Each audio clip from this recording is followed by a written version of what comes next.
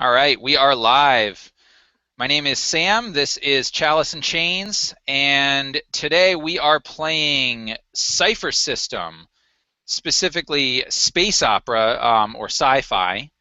So I'm really excited about that. We're going to be testing out the Cypher System today to see how that works, how it does at running a more traditional sci-fi game. So I'm looking forward to that.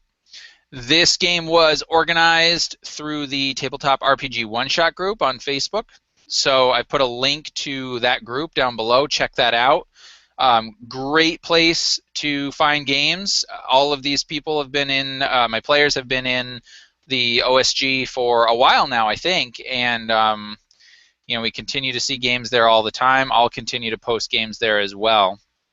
So I will, in just a moment, give my players the opportunity to introduce themselves, but I just have one couple of caveats here that I'm going to give before we start, and one is this is my third time running Cypher System, twice before Numenera, so I very well could screw this up horribly, but the intention of this game, apart from seeing how sci-fi runs in the Cypher System, is also to create a record that somebody can view as a way to see how Cypher System works, see if they like it, see the mechanics, so if they're on the fence about it. And so I hope that I do a good job there. To that end, this will be partly a teaching game. So in the very beginning, I will be giving out target numbers and difficulty levels. And as the game goes along, that will stop and I'll be just giving general levels. We may also have to stop now and then to consult something, so for any viewers out there, just keep that in mind. So that's pretty much all I've got to say. I'm going to go ahead and kick it over to my players, let them introduce themselves, do their thing, and then we'll get started. I think I'm going to start from my left, so Austin, if you want to go ahead. Hi, I'm Austin. My camera's not working, so that's why I'm a battle droid, I think, from a Star Wars game. I will be playing Theodore Jansen, and he is a hardy adept who fuses flesh with steel. And that's all I'm going to say for now. Awesome, thanks. Yeah, I am super looking forward to that. So, cool. All right, thanks. Danny, you're up next. So I'm Danny.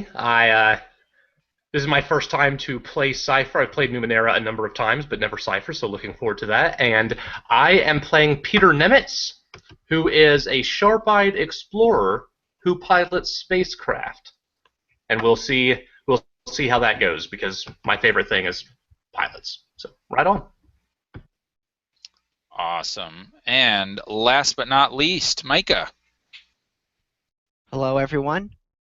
Today I'll be playing Lieutenant Anan Tori, who is an officer with the Office of Colonial Intelligence. I am a mysterious adept who separates mind from body.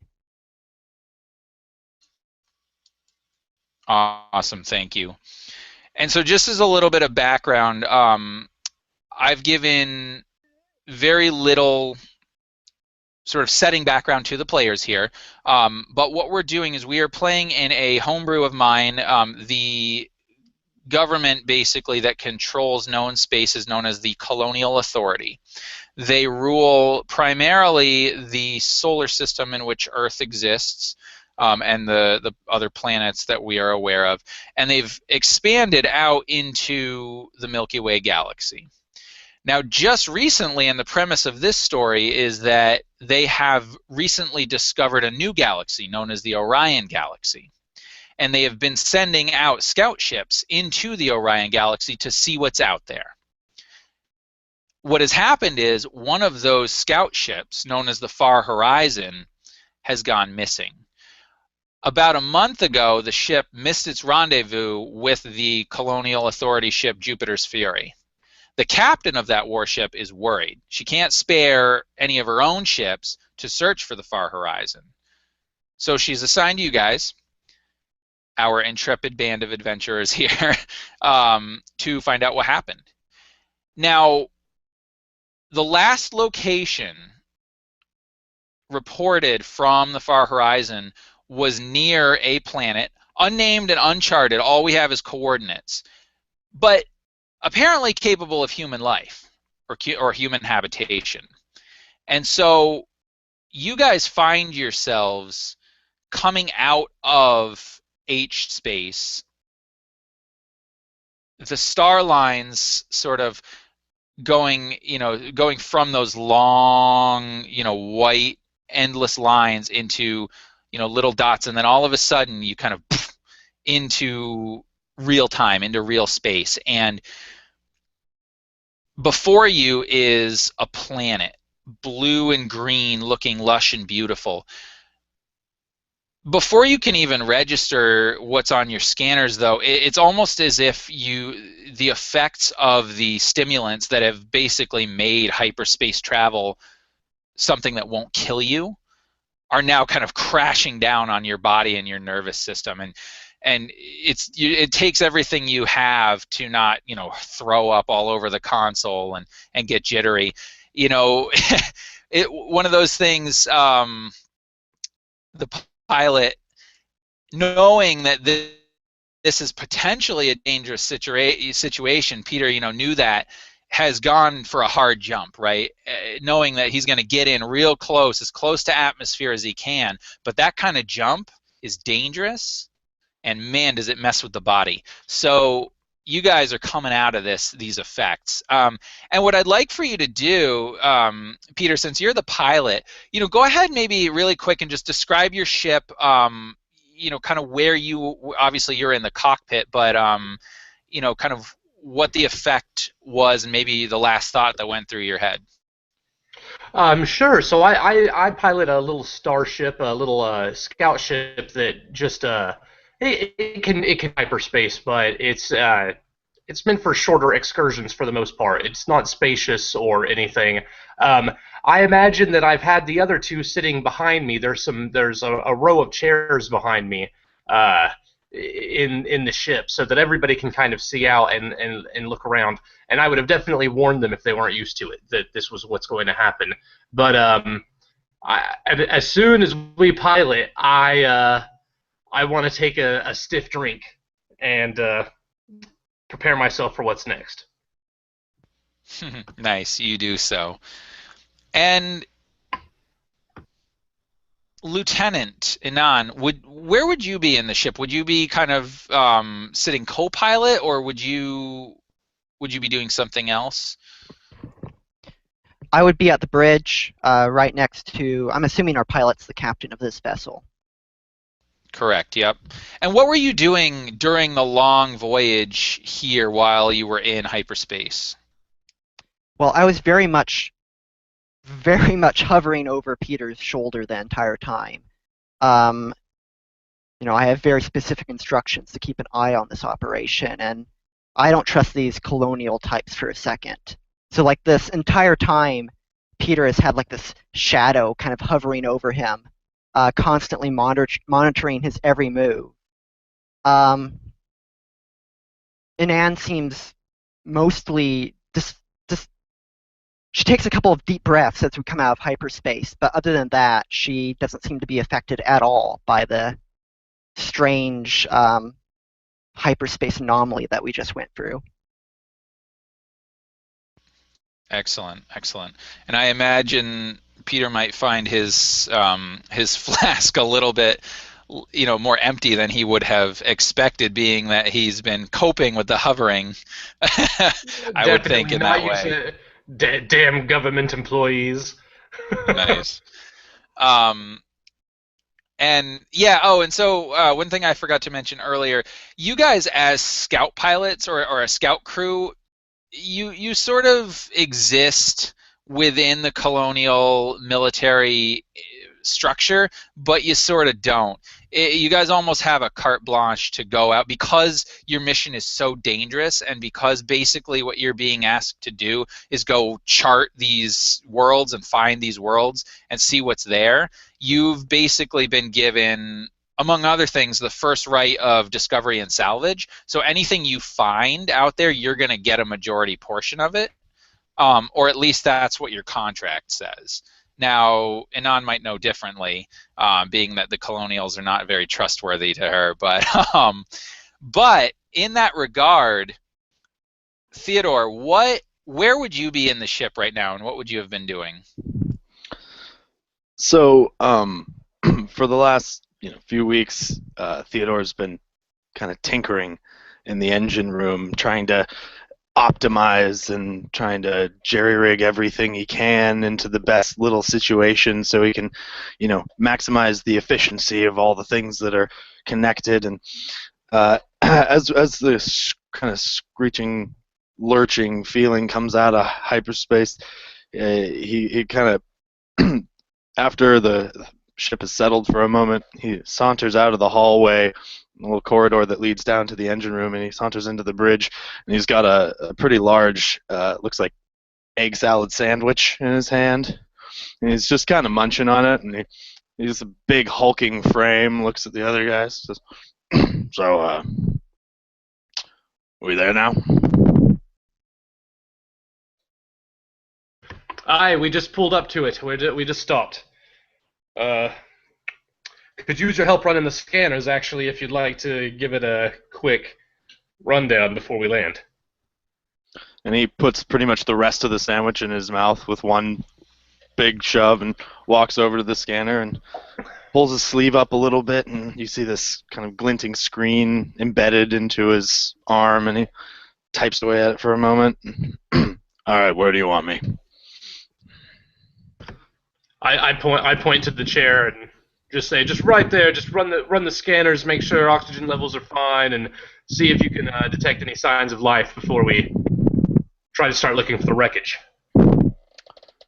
So he heads over and sits down and starts to clack away at the console, trying to scan this thing to see if we can tell anything from the from low orbit, high orbit. Yeah. Whatever.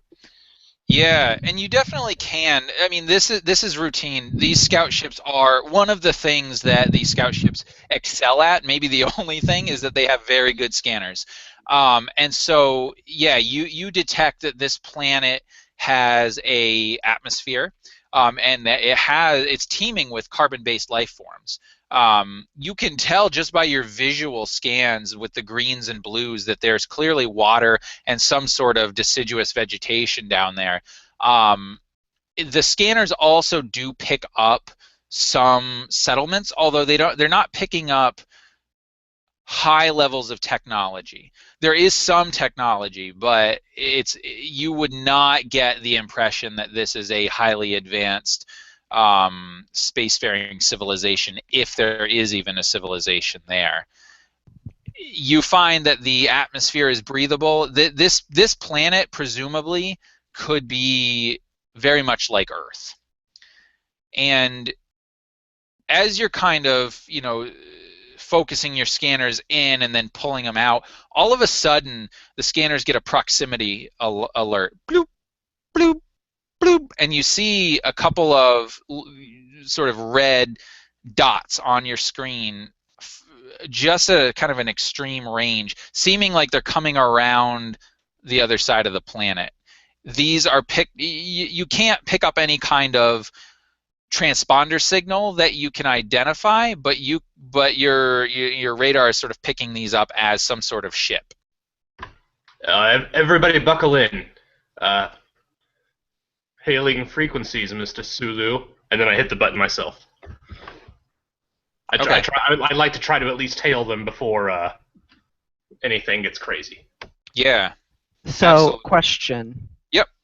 How many people are aboard this ship? Is it just the three of us, or? Just the three of you guys. Yep. Okay. And the reason for that is that these ships are somewhat small, but you're expecting, hopefully, to bring back survivors. So you didn't have enough room for additional crew. However, Peter knows his ship, so he can do his thing.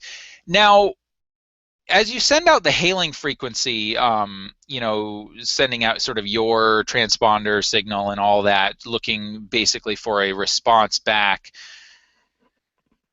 Inan, you start to pick up this sort of almost like a mental buzzing in your head. Something feels strange. Something feels like it's you can't tell if it's trying to communicate with you or what, but there's definitely some sort of presence kind of probing at you.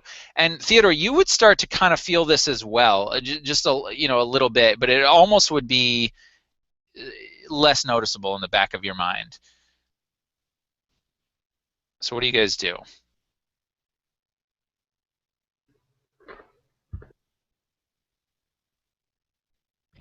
Is this presence painful in any way, or? No, it seems like you would have, based on the sort of experiences and training that you would have had, this feels like something is sort of probing, just trying to be like, I'm here, but it doesn't want to push because it doesn't want to have you throw up your defenses, your mental defenses.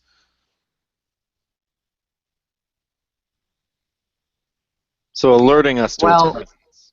Yep, definitely. You can tell it's intentionally alerting you to its presence in a sort of psychic way.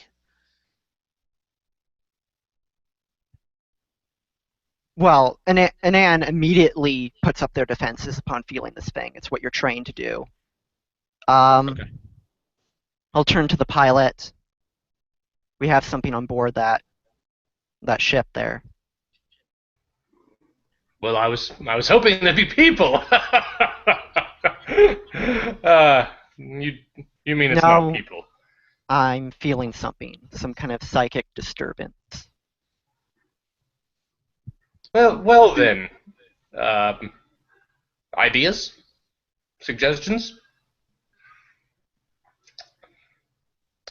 Theodore's face looks really concerned, and he starts. He can kind of. He said he can kind of feel it too, but not quite as strongly.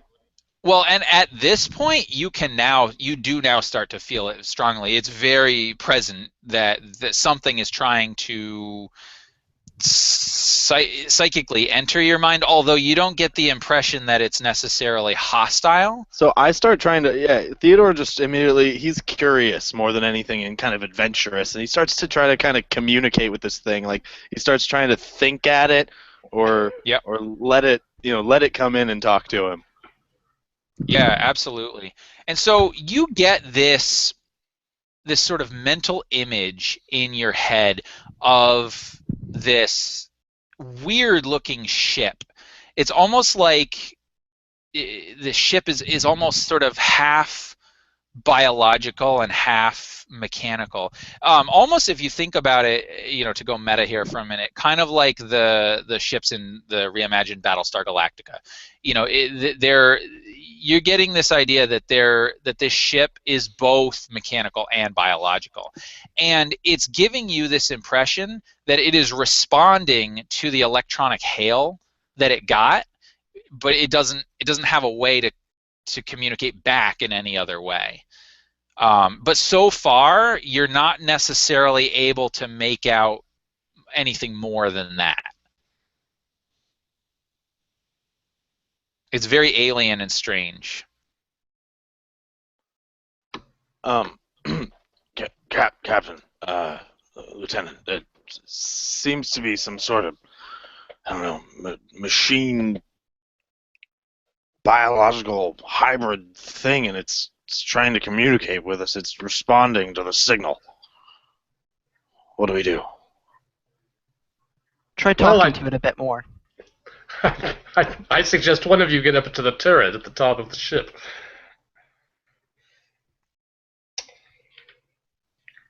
Just thinking it might turn ugly.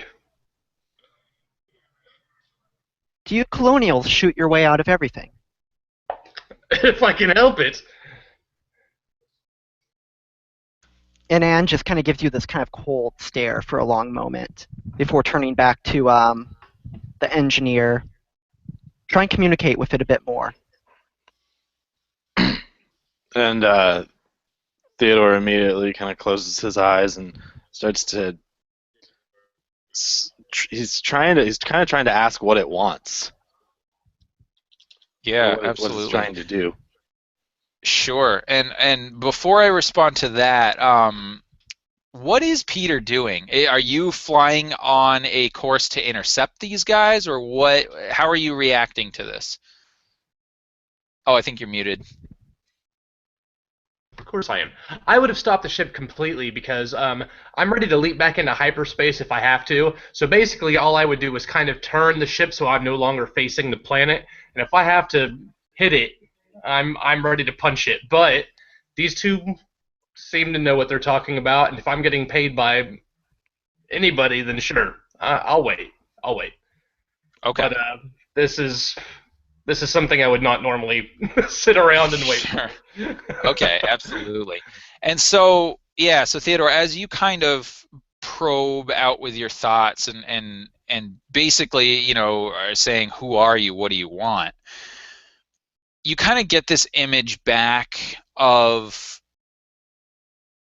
it's an image of like a fleet of these types of ships, right? That there's a large ship, and within that there's this colony of these little ships similar to this. And what it's saying basically is it's curious and it's also nervous because it doesn't know who you are, but it would like for you to come back with it so that it can find out more about you and hopefully potentially help you, or learn more about what you want.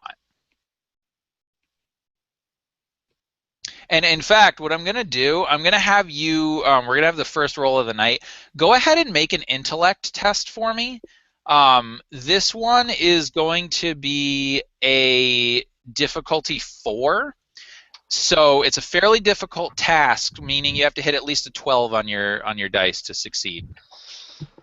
Is that for all of us? Nope, just for Theodore. Okay. Give me a moment, gents. I will. My dice are in the other room. I'll be right back. Sure. Wondering if my wrist computer probably couldn't help. All right, it's good for knowledge tasks, but not this one, I assume. I'm just gonna roll and not take an effort. Oh my God, I rolled a 12. Holy. Nice. Okay, you can tell that this thing is trying to be deceptive, but it's sort of trying to cloak its true intentions, but it was very subtle. I immediately look to both my companions. This thing's not telling us the truth. There's something going on. Now, you actually haven't told them any of your communication yet, so. Oh, fair enough. Well, I thought I said that it was responding to a signal. But... You did, yeah, that's true. So that's fine. I was just pointing out that okay. that you hadn't mentioned to them what it had actually asked you to do, or whatever. Yeah. It's trying to get us to go with it. But I definitely don't think we should. Ask it about the far horizon.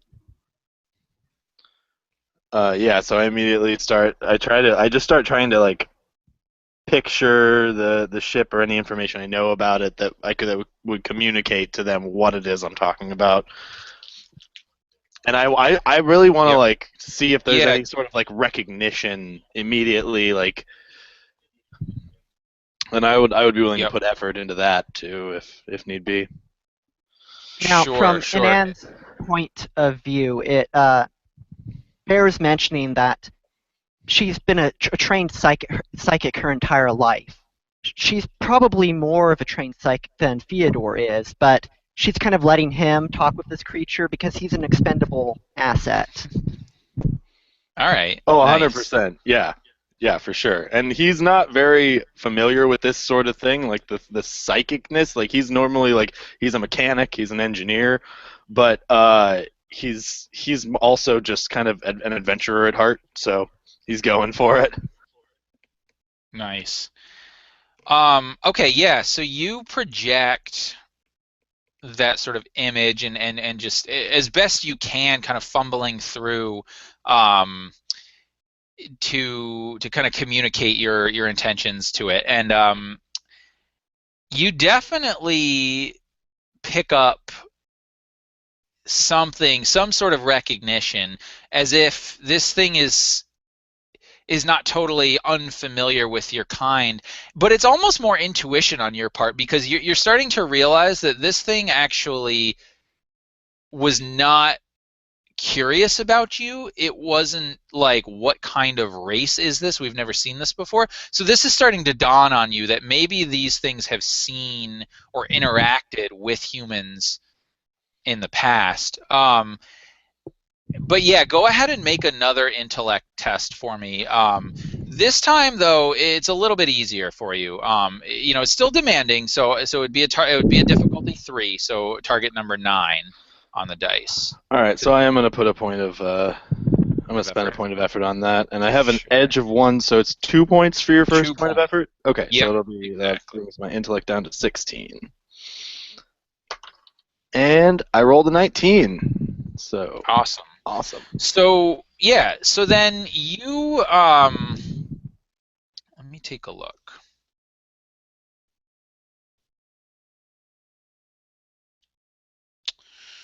All right. So the cool thing about rolling a 19 is that you get a minor effect in addition to the knowledge. So yes, this thing, it's quite clear. And actually, what I might suggest is that maybe inadvertently you actually probe into its mind in your effort to find out what it knows, and it is unable to repel this sort of intrusion into its mind momentarily. And you actually find that yes, indeed, it's quite well aware of the far horizon, and it cuts you off just before you kind of can ascertain the fate of the far horizon. But what you are able to understand or pick up is that it is not currently on the sort of ship, the mothership or the capital ship or whatever, that it seems like it's probably down on the planet. And at this point, they are now within they're a lot closer to you. I would say within a round or two, they're going to be within engagement distance. And Peter, you would see this. So Yeah. what would you do as you see them getting closer and closer to you? I can only wait like a few more seconds, so I say, guys, what are we doing? I think we're in a net. We need to get out of here. I hit it. We gotta try to beat these guys. Let's see what kind of ships they have. And he immediately tries to completely disconnect and put his mental guards up and start explaining everything that he saw, all the images. Mhm. Like they tried to get in, and then I somehow I fought back, and they know something about the far horizon, but I couldn't get everything. I couldn't get what it was, but I think it's on the planet. I think it's down on the planet. Well, but I don't know. We gotta get away from these guys. I don't know what we do. Peter, what kind of weapons Yeah. does this vessel have?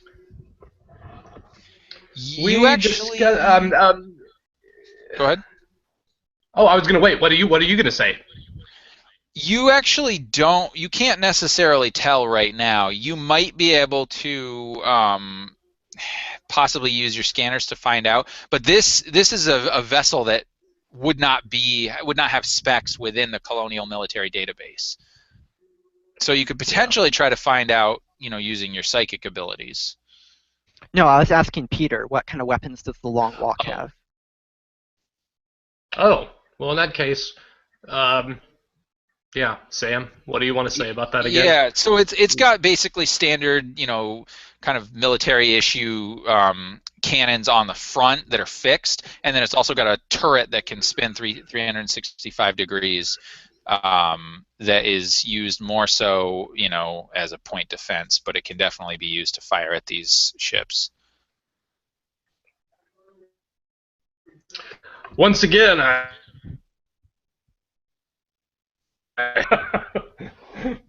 But I'm going to punch it. Everybody better buckle up. You've got 5 seconds, and I count to 5, and at 5, I hit it and try to get away from these guys. So are you trying to enter the planet's atmosphere, or are you just trying to kind of get further away from them but still stay in space? Yes, stay in space. Stay in space for now. I want to see if I can outrun them in space, and if not, then we'll try some planet action. But that's pretty dangerous. Sure. So definitely. So you sort of do a spin around and take off running the other way. Cool. All right. Yeah. So you kind of gun it, and at this point, anybody who would be on the scanners and if you guys are using your mental abilities at all, these things are now in chase mode. They're coming after you. And these things are much faster than you. So they are closing in. And I would say at this point, they will definitely get into engagement range with you before you're able to do anything like, go around the other side of the planet or anything like that. So with that being said, do you guys want to attempt to engage these things, or do you want to attempt to sort of run planet side, or abandon the mission entirely and jump out of there? I want to go to the planet. I mean, my instincts tell me hit the atmosphere, but anybody else, any other ideas are always open suggestions.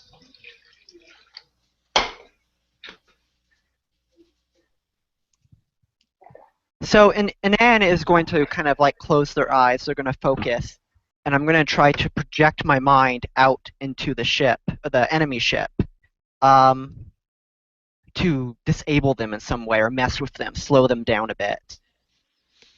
Okay, definitely. Confuse them. Yeah, so you're basically just throw trying a lot to of like mental like static into their direction. Okay, gotcha. Yeah, I would say that's fine. You can definitely try to do that. Now, they definitely have mental defenses up at this point. So and because of the distance, that's going to be fairly challenging. So I'm going to say at this point, that's going to be a difficulty of 5, meaning you'd have to hit 15 on the dice to succeed. All right. So you can certainly use effort if you want. I have the confounding ability, which allows me, it's basically like a flex skill. I'm able to designate a skill that I'm trained in. Yep. And that refreshes when I take a recovery roll. Okay. So I'd like to designate my confounding ability as psychic attacks. Okay, sure. So basically it would reduce it by 1 step then. Okay. And I would also like to apply effort we could do to this. That. Okay. Absolutely. And I believe you have an intellect edge, right? Yes, I do.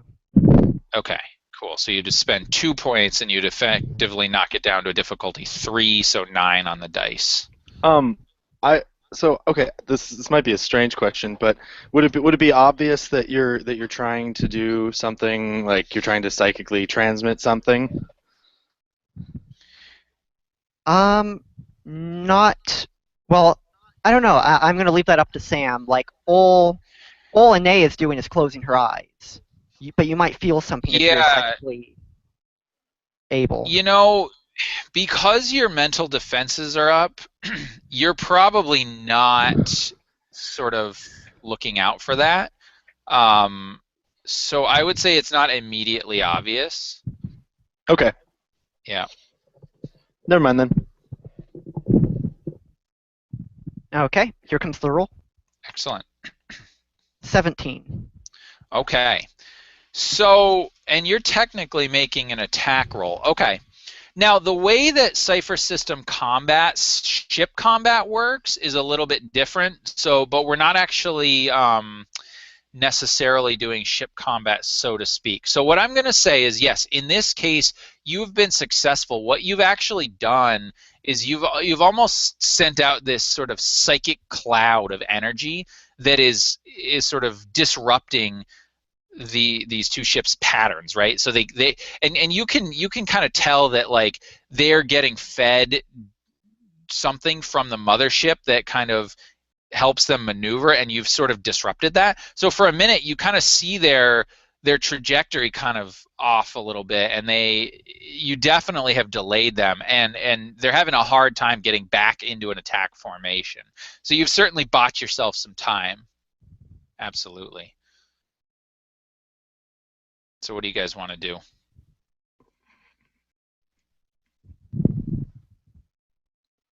We should get down to the planet, but we should try to set down away from any of the little population centers. I don't know if any of them would have seen somebody with a ship like ours.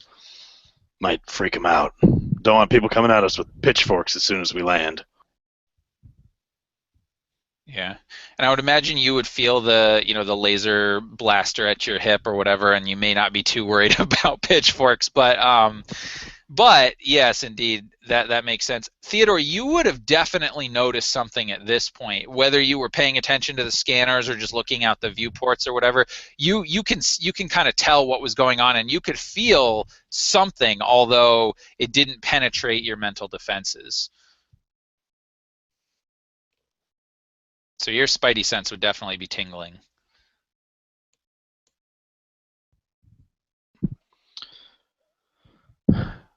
Okay, yeah. So I'm still just gonna kind of keep defenses up and say like we should get out of range as quick as we can.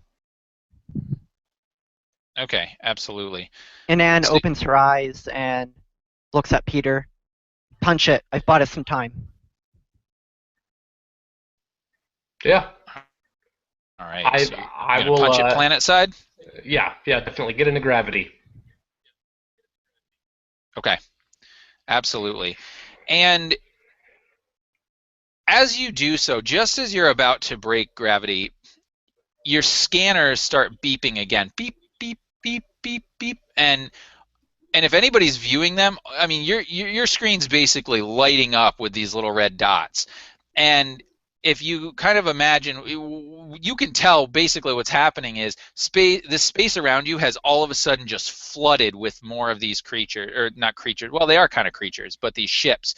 And just as you're kind of hitting the atmosphere, outside the viewport, you see this like these just purple flashes all around you, and for a minute the ship rocks, and you guys all kind of lurch forward. You've definitely been hit. And this is where we are going to introduce a GM intrusion.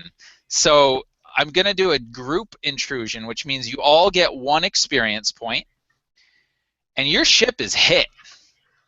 Just as you're breaking atmosphere, you actually pass out. You're unconscious. I would imagine, Peter, you kind of hit your head on the console, which knocks you out, and the rest of you guys are also unconscious as well. And the last thing that you can kind of remember is it feels very hot as your ship is just shooting through the atmosphere, ungainly and unwieldy. And then everything goes black. And Inan, you're the first to kind of wake up, the first to become conscious again. And the first thing that sort of penetrates your senses is just like some pain.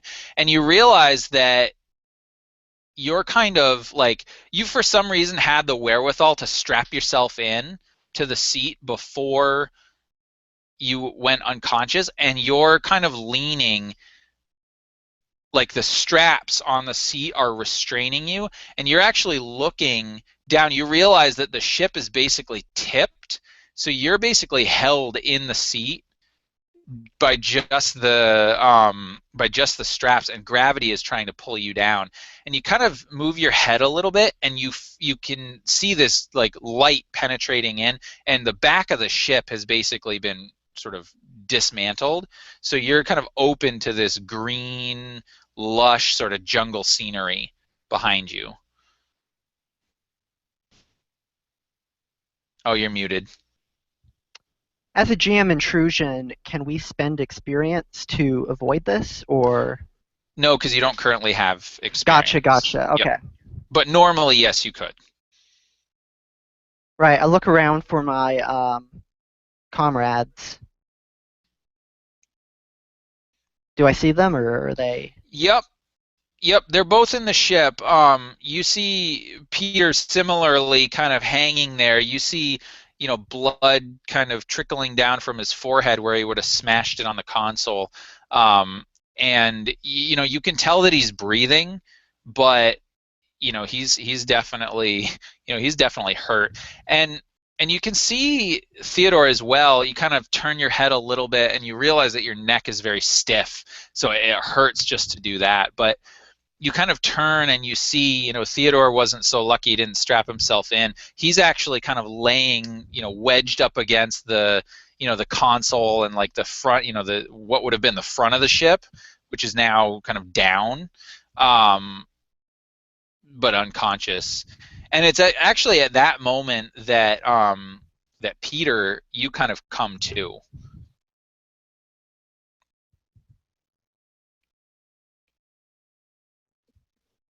So the ship's hanging like through some vines in a jungle. What do I see out of the windows? Yeah, you can't even really make out an elevation. All you can kind of tell is that there's definitely jungle scenery all around you, but your Right. ship is like basically like this. So somehow, and so you guys are kind of being restrained from falling onto the front of your ship by the restraints on your seat.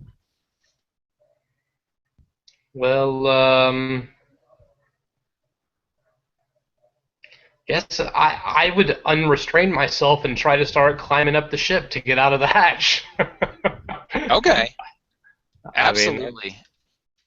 Yeah, so that's fine. So actually, what I'm gonna do, I'm gonna have you make a might test for me, because the fact that it's a little bit difficult to maneuver with gravity pulling down on you as it is, and the fact that you have a head injury, this is going to be a little bit of a demanding task. So, to avoid hurting yourself and actually successfully climbing out, I'm going to have you do that. Sure. So I'm going to use Edge, so that's going to take away one difficulty level, right? Right, exactly. Well, effort. Okay. And do you have an edge in might? I do. I have one. Okay, great. So you only have to spend 2 might points then. All right. I will do that.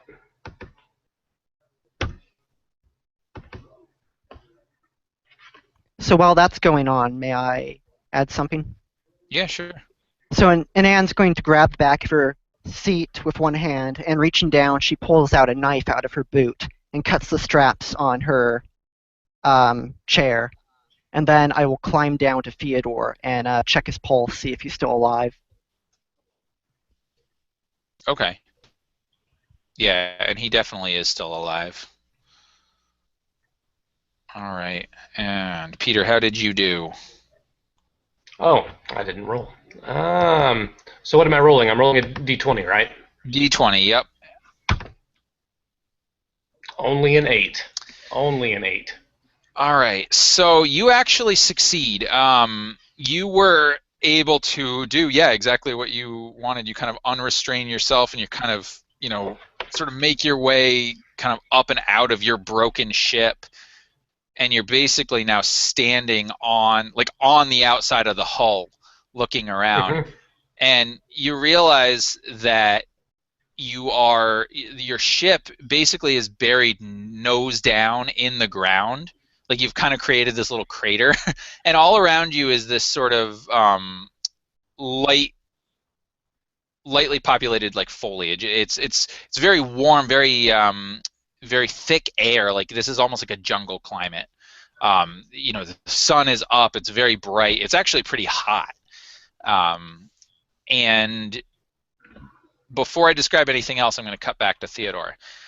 Theodore, you now wake up at the touch of something. You feel something kind of touching your body, trying to figure out, are you okay? And what do you do? As I awaken, his arm just starts swinging, kind of trying to grab the whatever's touching him, but it's a very slow kind of loping swing, and I assume that Anon is easily able to just kind of move out of the way and kind of sits up for us, looks, blinks. What? What's going? What? Oh, God damn it! What happened? When you begin swinging about trying to grab her, Anon will like back away, and she draws her needler from her hip and points it at you. Wow. Calm yourself. Jesus, I was just waking up. You scared the hell out of me. Functional? Starts rubbing his head for a second. How long we been Functional, here? or do we leave you? I'm fine. I'm Get fine. up. He kind of looks at you for a second, glares. You know, I'm almost considering just staying right here because you said that, but I'd really like to go outside and get some fresh air, so I'm gonna stand up, but I want you to know that it's my choice. He just kind of stands up, wipes a little bit of blood off of his forehead. Now, how the hell are we getting out of here? She kind of gives you this cold, kind of stern gaze for a long moment, and then holsters her gun. She motions toward the hatch. Peter, do you see anything? We're in the jungle. It's the best I can do right now. Just all of you can come out, though. It's safe. And just as he says that, and you guys start to climb out, Peter, you actually do start to see something. You kind of off, just a little ways off to your left, you kind of sense this movement. And you look over and you see this just crazy looking alien creature it's about probably 6 feet in length and has these horrible spines and these pincer like mandibles, and it's definitely coming at you, and it notices you, and it gives this little like crazy shriek. And this thing is tall enough, and the way that you're sort of positioned, it's tall enough that it could probably swipe at you without having to do much. But you also know that this thing's got big legs and a tail, so like this thing is nasty, and it's coming for you. Do Anan and Theodore hear that screech from outside? Yep. You would. I thought you said it was safe.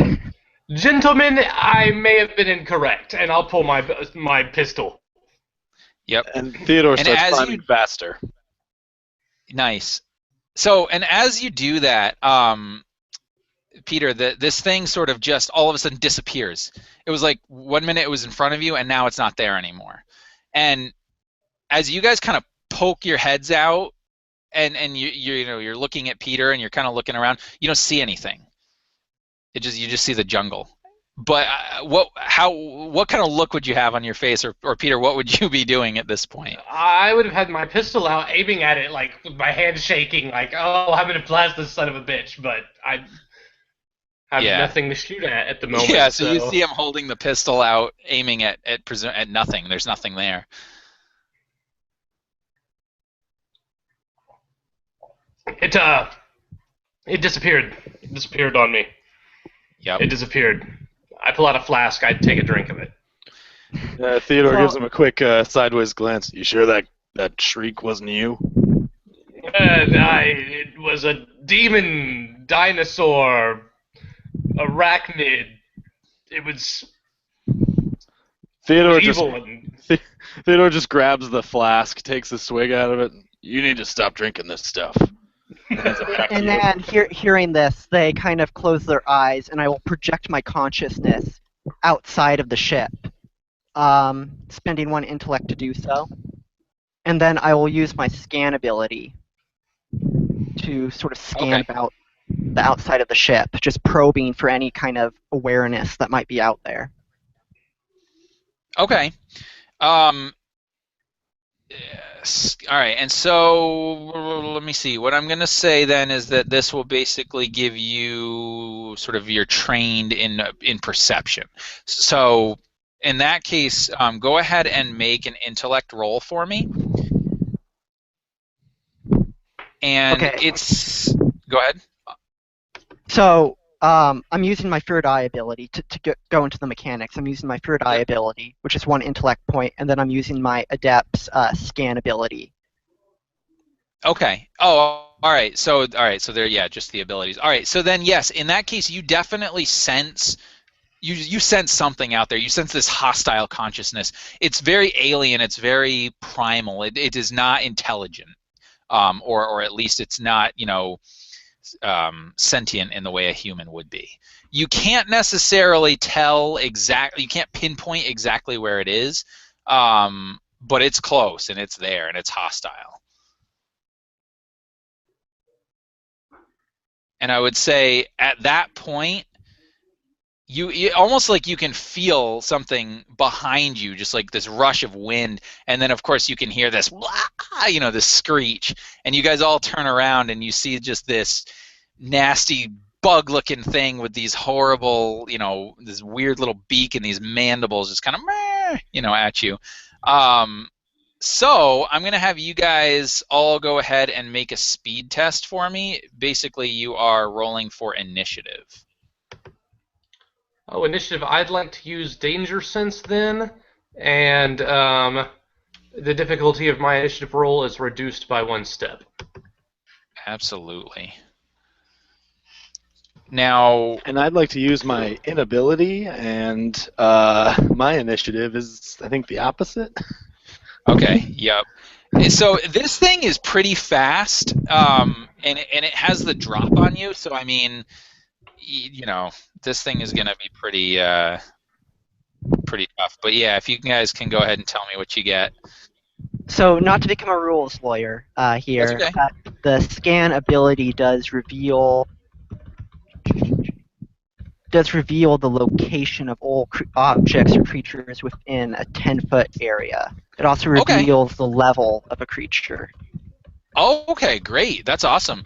So then, in that case, you don't need to make an initiative roll. You immediately spin around. You see this thing. Mechanically, this is a level 4 creature, so it's pretty dangerous. And I'm gonna say because of that ability, you have the option to act first before it gets any kind of attack. And by the way, don't feel like, go ahead and correct me or mention what the abilities are, because I haven't been able to study them, so that's totally fine. Okay, sounds perfect. Yep. Well, knowing that it is there and that it's coming for us, I will actually step between it and my companions. And as I do so, I'll close my mind and raise a psychic shield around myself. Stat-wise, I'm using Resonance Field, which is 1 intellect point. And my companions will see like this kind of like shimmering silver field begin to kind of surround my body. Nice. Did you basically just do the Cypher equivalent of mage armor? No, it is an adept ability. You make an intellect defense roll, and the creature attacking you takes damage. Oh, if you wow. Succeed. If you succeed. Oh, cool. All right. So, yeah, that's awesome. Damn. That's badass. All right. And so then that's kind of what you're doing. All right, cool. So then in that case, Peter and Theodore, what did you guys get on your speed tests? Woo! I got a 10, but remember that my difficulty was 1 step lower. Mm-hmm. And I got a 3, but remember my difficulty was 1 step higher. Well, Theodore, either way, you're going last. But Peter, being that you've had this training, right? You've been just kind of, how to react quickly and act, fly by the seat of your pants, so to speak. You basically, almost as quickly as Inan turns around, you do as well, figuring out where this creature is. And so you kind of are aware of this presence going on, and with Inan, and something is happening here, but now you're basically facing this big nasty creature. So you can certainly feel free to attack if you would like. I can shoot. Oh, okay. Okay. First off, find the flaw. If an opponent has a straightforward weakness, the GM will tell you what it is. So first, may I ask, finding the flaw, is that applicable to this creature? This is. There's not necessarily any particular weakness that you can find. Let me That's fine. just really quick look at one thing here.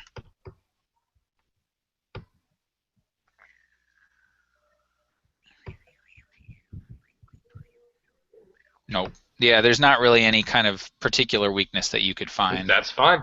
All right. Then I will just attempt to pop a cap in it, a laser cap. I've never done battle this way. What? Yeah. How are we doing that? So the way I run it, and I think that this is the right way, but I always do it where if you're firing, like with a ranged weapon, you make a speed roll for your attack. Okay, so that's just what I'm just trying to roll under my. Nope, speed? you're trying to roll based on the difficulty level of this creature. You don't know what it is. Again, this thing is pretty fast, and it is big, but it's pretty maneuverable. So, Okay, so I just take a. Okay, so I just need to roll a d20. All right, Yep. my speed is 13. Here's the d20. It's big old 6. Never mind. All right. So I know that won't hit. yeah. So you kind of fire, and I would imagine that because you spun around so fast and were sort of off balance a little bit, your shot goes wide. Yeah, it's way wide. Way wide. Yep. Theodore, what are you doing now? Okay, so I cut out for just a second, so I'm my whole thing kind of crashed. But so I sort of missed the beginning of what he was trying to do. Yeah. What did Peter do? Actually, you know what? Time out. Before you actually go last, I forgot about that. So, So in this case, because you fired at this thing, it's focused on you now. So it's angry. So I need you to go ahead and make a speed defense roll for me. And again, this thing is pretty fast. So.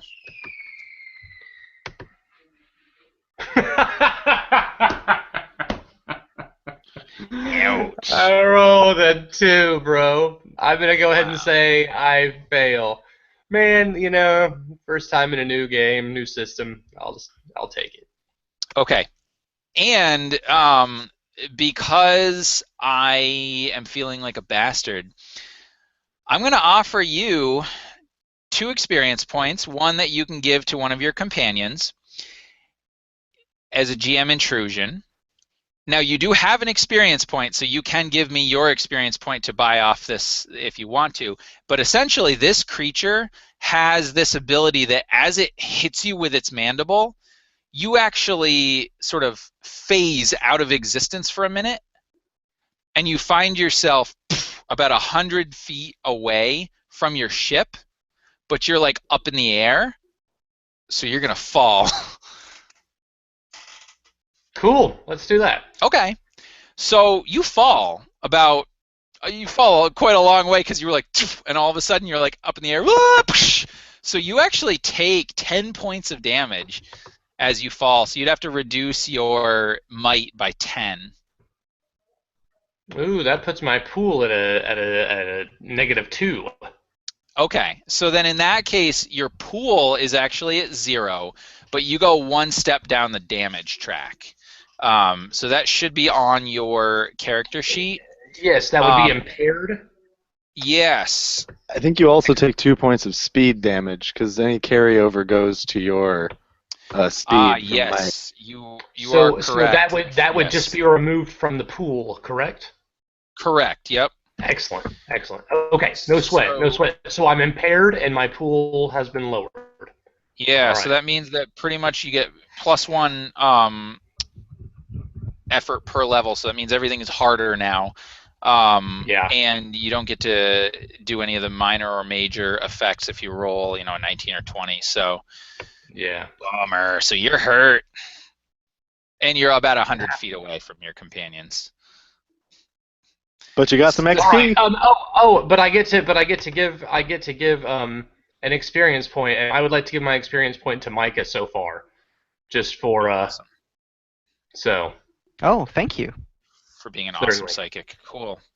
So yeah, so now both you and Micah have 2 experience points, and remember that experience can be used if you need to re-roll a d20 at any point after you've whether you know the result or not. So you do have that Seeing that ability this if you want to is spend that. one-off, I imagine we'll be doing a lot of that. Absolutely. But in that case, Theodore, you basically, just as you're kind of spinning around and you're coming to kind of face this creature, you see it basically whack the pilot, Peter, with its mandible. And you'd expect him to fall back and fly back a little bit. What you don't expect is to see him basically disappear. And then you hear kind of behind you, ah! But this thing is now, screeching. So what are you going to do?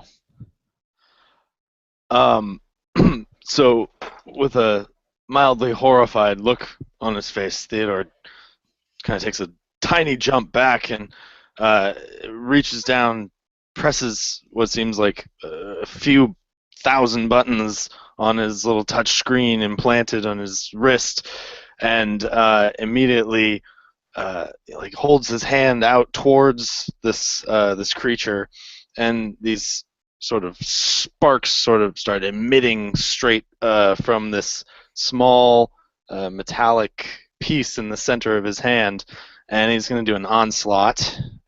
Awesome. And yeah, let's see. I'm just going to do a straight roll for it, and I got a 9. Okay. That is not enough to hurt it. So what happens is that sort of the sparks and lightning and whatever that's kind of pulsating out of your cybernetic limb or whatever, it seems to, I mean, it hits the creature, but for whatever reason, it does not seem to penetrate its carapace. It's almost as if you weren't able to effectively hurt this thing. It definitely lets out this loud kind of cry, and it's definitely angry. So that's what happened. Now, what does our good lieutenant want to do at this point? Or our surly lieutenant? I keep forgetting to unmute myself.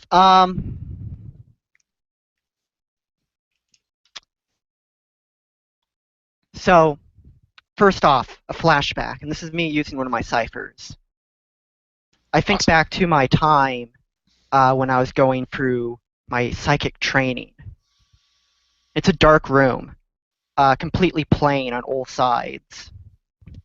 Except for on the right side there is a small one-way mirror, and I step into the room. In the center of the room there is a man, blindfolded, shivering uncontrollably. I look to my right. I know my superiors are watching. I close my eyes and I unleash my psychic force upon the man, just crushing him inwards till his intestines just explode out of his mouth, spraying the room in gore. So, thinking back to that, the first time I killed someone with my psychic power, I unleash my onslaught of psychic energy onto this creature as well. And I'm using my Deathbringer ability on my onslaught. Nice. Alrighty, and I believe Deathbringer was a level 1 Cypher. Alright, so for the next minute, when the user strikes an NPC or creature whose level is equal to or less than the Cypher's level, she can choose to make a second attack roll. If the second attack roll is a success, the target is killed. So the problem here is that the creature is higher than the Cypher's level. Okay. Yep. So if you wish to not use the Cypher, that would be fine in this case. Okay, sure. Yeah. I will You know still this use is a level onslaught though. Yep, that's fine. And it is the physical attack of Cypher. Right. And I still have my confounding ability, the psychic attack bonus. Right. Yep. I got a 19. That hits, and not only does that hit, but if you are making an attack, what does a 19 allow you to do? It gives you how much more damage? 3 points of additional damage, if you All want. right. Yes, definitely. All I want right. that. Cool. So how much are you using onslaught, you said? Yes, physical onslaught that deals 4 points of damage. 4. All right. Awesome. So Just yeah, this save. actually is especially potent and deals 7 points of damage. So go ahead and describe what that looks like. I just, well, I crush it inwardly and begin trying to, get into like a psychic hook onto its insides, its intestines. And with that hook, I begin to pull the intestines out toward its mouth. Perhaps not all the way, but definitely scrambling it on the inside. Wow. Yeah, that's brutal for sure. Okay. Yeah, and now this thing is definitely screeching and kind of lurching. And as you kind of make this psychic attack on it, you kind of notice something that you didn't notice before. As it kind of twists and turns, you see this thing that's kind of grafted right at the base of where its skull would be. That looks it looks like this is not part of this creature. It's some kind of device, some kind of biological mechanical thing that's attached to this creature. So you just you notice that. Now, Peter, you kind of got lucky here because this thing was going to come for you. But now that I don't it's know if I consider distracted, myself lucky. I don't know if I consider myself lucky. Maybe I don't know. oh yeah, I'm pretty no, jacked up right now. its phase ability is nasty. So, but it's now otherwise distracted. So at this point, you're about 100 feet away from your ship, having just fallen, down. What do you? At this point, you are actually, um, you're sort of prone and like dazed for a round. So you basically have to like kind of get yourself together and pull yourself together. And I would imagine like your action, you would finally at the end of it be able to kind of maybe stand up and gain your feet a little bit. Oh yeah, so a round of stun is perfectly acceptable in that situation. It's all good, man. Yeah, like I'm not going to be feeling too hot next round either. So, Yeah. Alrighty. all good. And so this thing now is angry and is facing and with full intention of trying to destroy Inan. It will definitely attack you, trying to swipe at you with its mandibles. So if you want to make a speed defense roll to try to defend against it, or of course you can let it hit you. I do have my resonance field still up. Yeah. Is that... It lasts for 1 minute, and whenever a creature within immediate range makes an attack against you, the pattern energizes to block the attack. Great. So it's also a block with Oh, cool. All right. Yeah. And then how much damage does it deal? let's see here.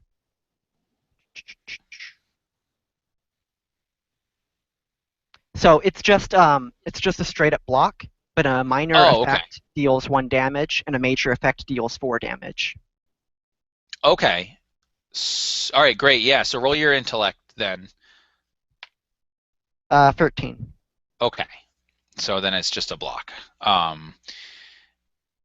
If you can, go ahead and describe for me sort of what that would look like if, let's say Theodore were to witness this attack. So as the creature comes and swings at her, she just kind of smiles, and with her mind, focusing her mind, she just sort of bats the swing away, throwing it off balance a bit. Nice. Yeah, that's awesome. Yeah, and you would probably see like all of a sudden its mandible just kind of stops. Like some force basically stopped it. Cool. All right. And at this point, Theodore, what are you going to do? um, seeing that this thing just took a pretty nasty scrambling and is still slugging away, Theodore starts to try to put a little bit more distance in between himself and the thing. And so I'm gonna use my turn to kind of move down. Let's see. So we're kind of standing on top of this ship, right? Yeah, well, two of you are. Yeah. Two of us are, yeah. Yeah. So I just want to move like 25-ish feet back away, and he's just kind of still, as he's moving, he's kind of clacking away at this touch screen, trying to prepare something for his next round. Yeah. When he gets situated. Definitely.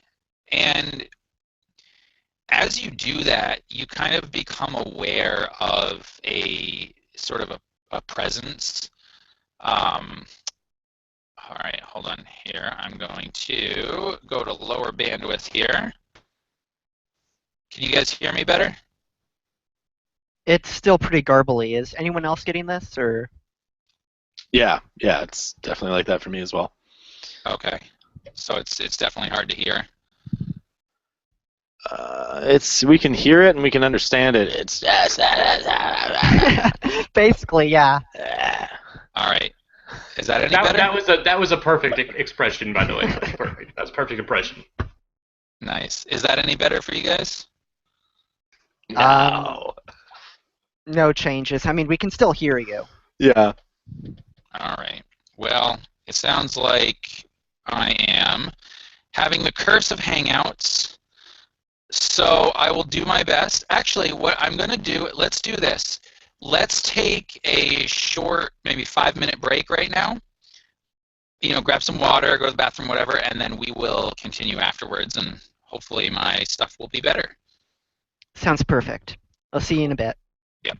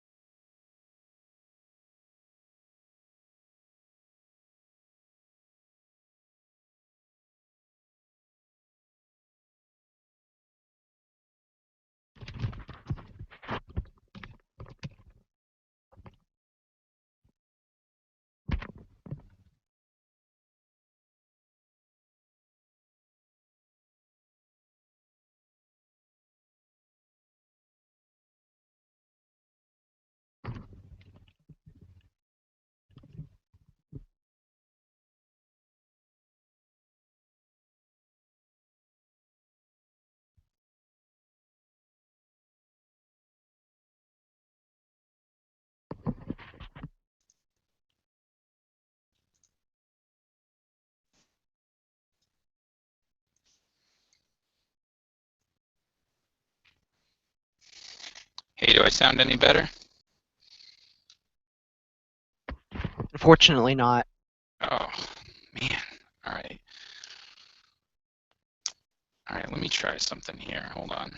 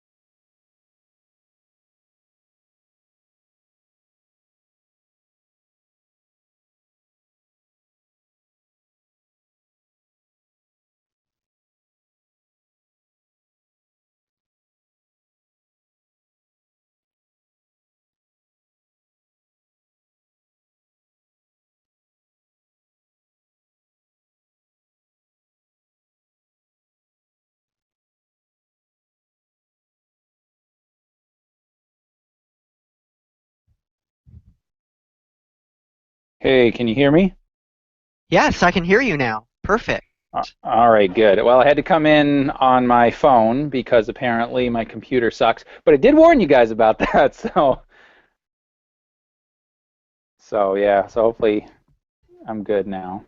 Dude, Sounds that a lot actually, better. yeah, that actually sounds great. Just to say Cool. now. That's good. Thank you. Yeah, it's weird, right? Like, so my computer plugged in, hardwired to my router, and it sucks balls. Wi-Fi fairly far away from my router on my phone sounds great. So go figure. But that's cool. All right. And are we all back? I think we might be waiting for Austin. Okay. Cool. What do you guys think so far? I'm really Yeah. liking it. Nice. I really am. Cool. Oh, Yeah. I think Austin's back. Oh, okay. Mic isn't working. Man, Austin's having Curse of the Google too.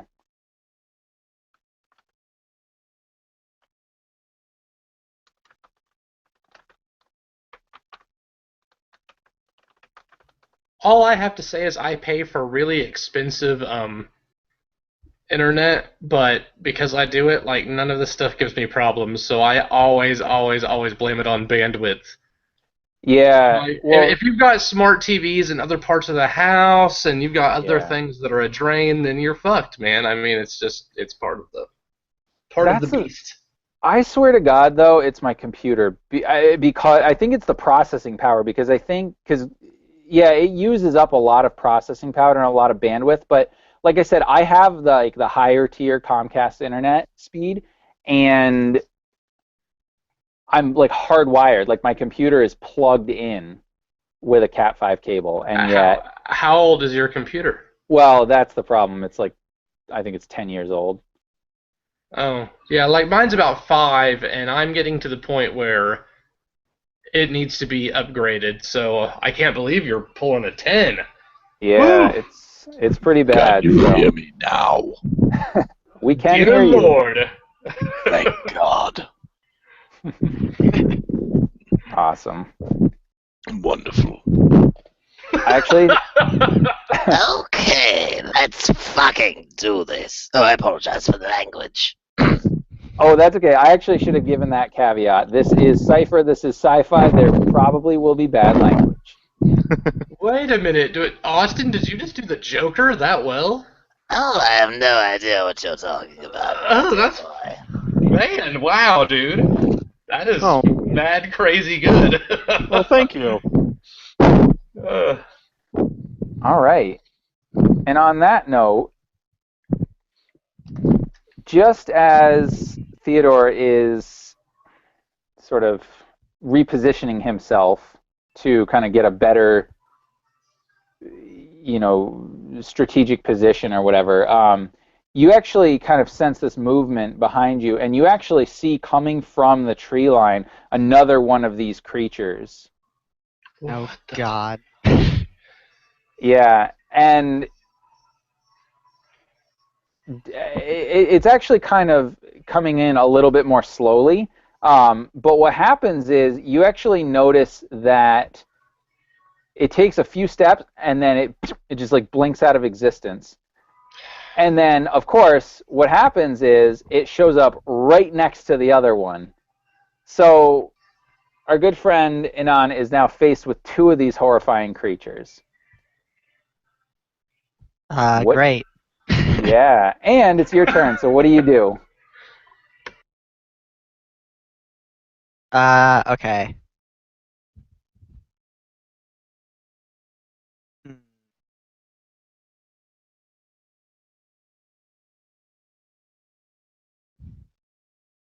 Well, I will, oh God, what do I do? I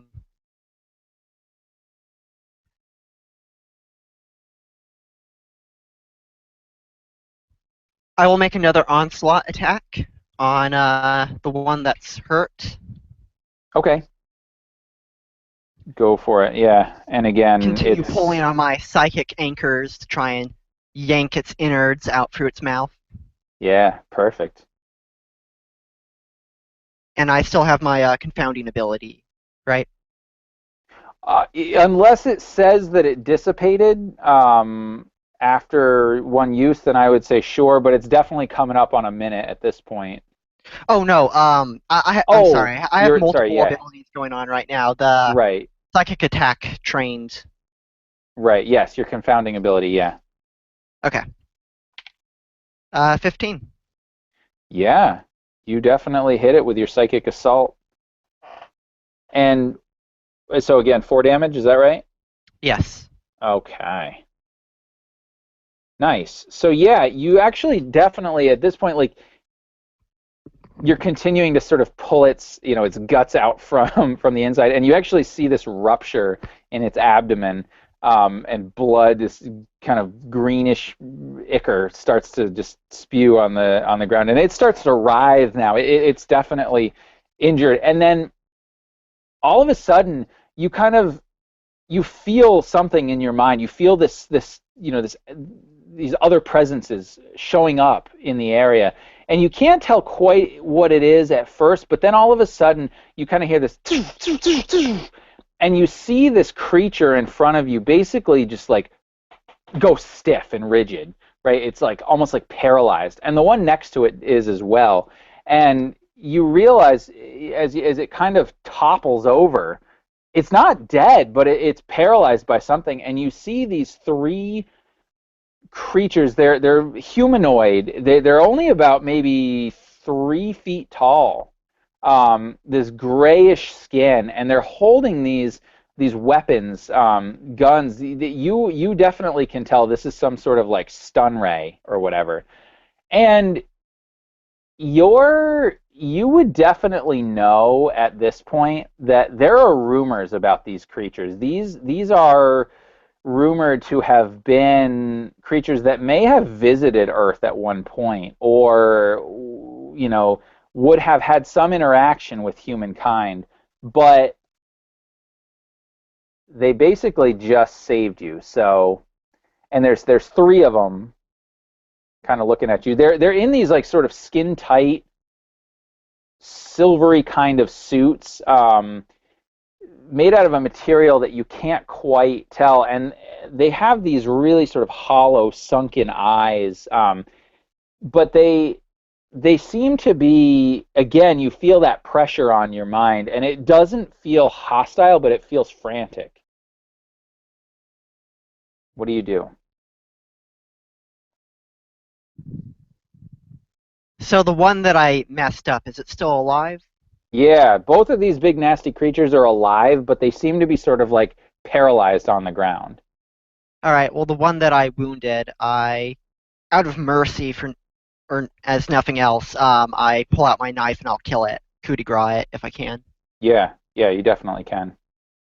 Seeing as it'll probably die anyway. Yep. What are my companions doing?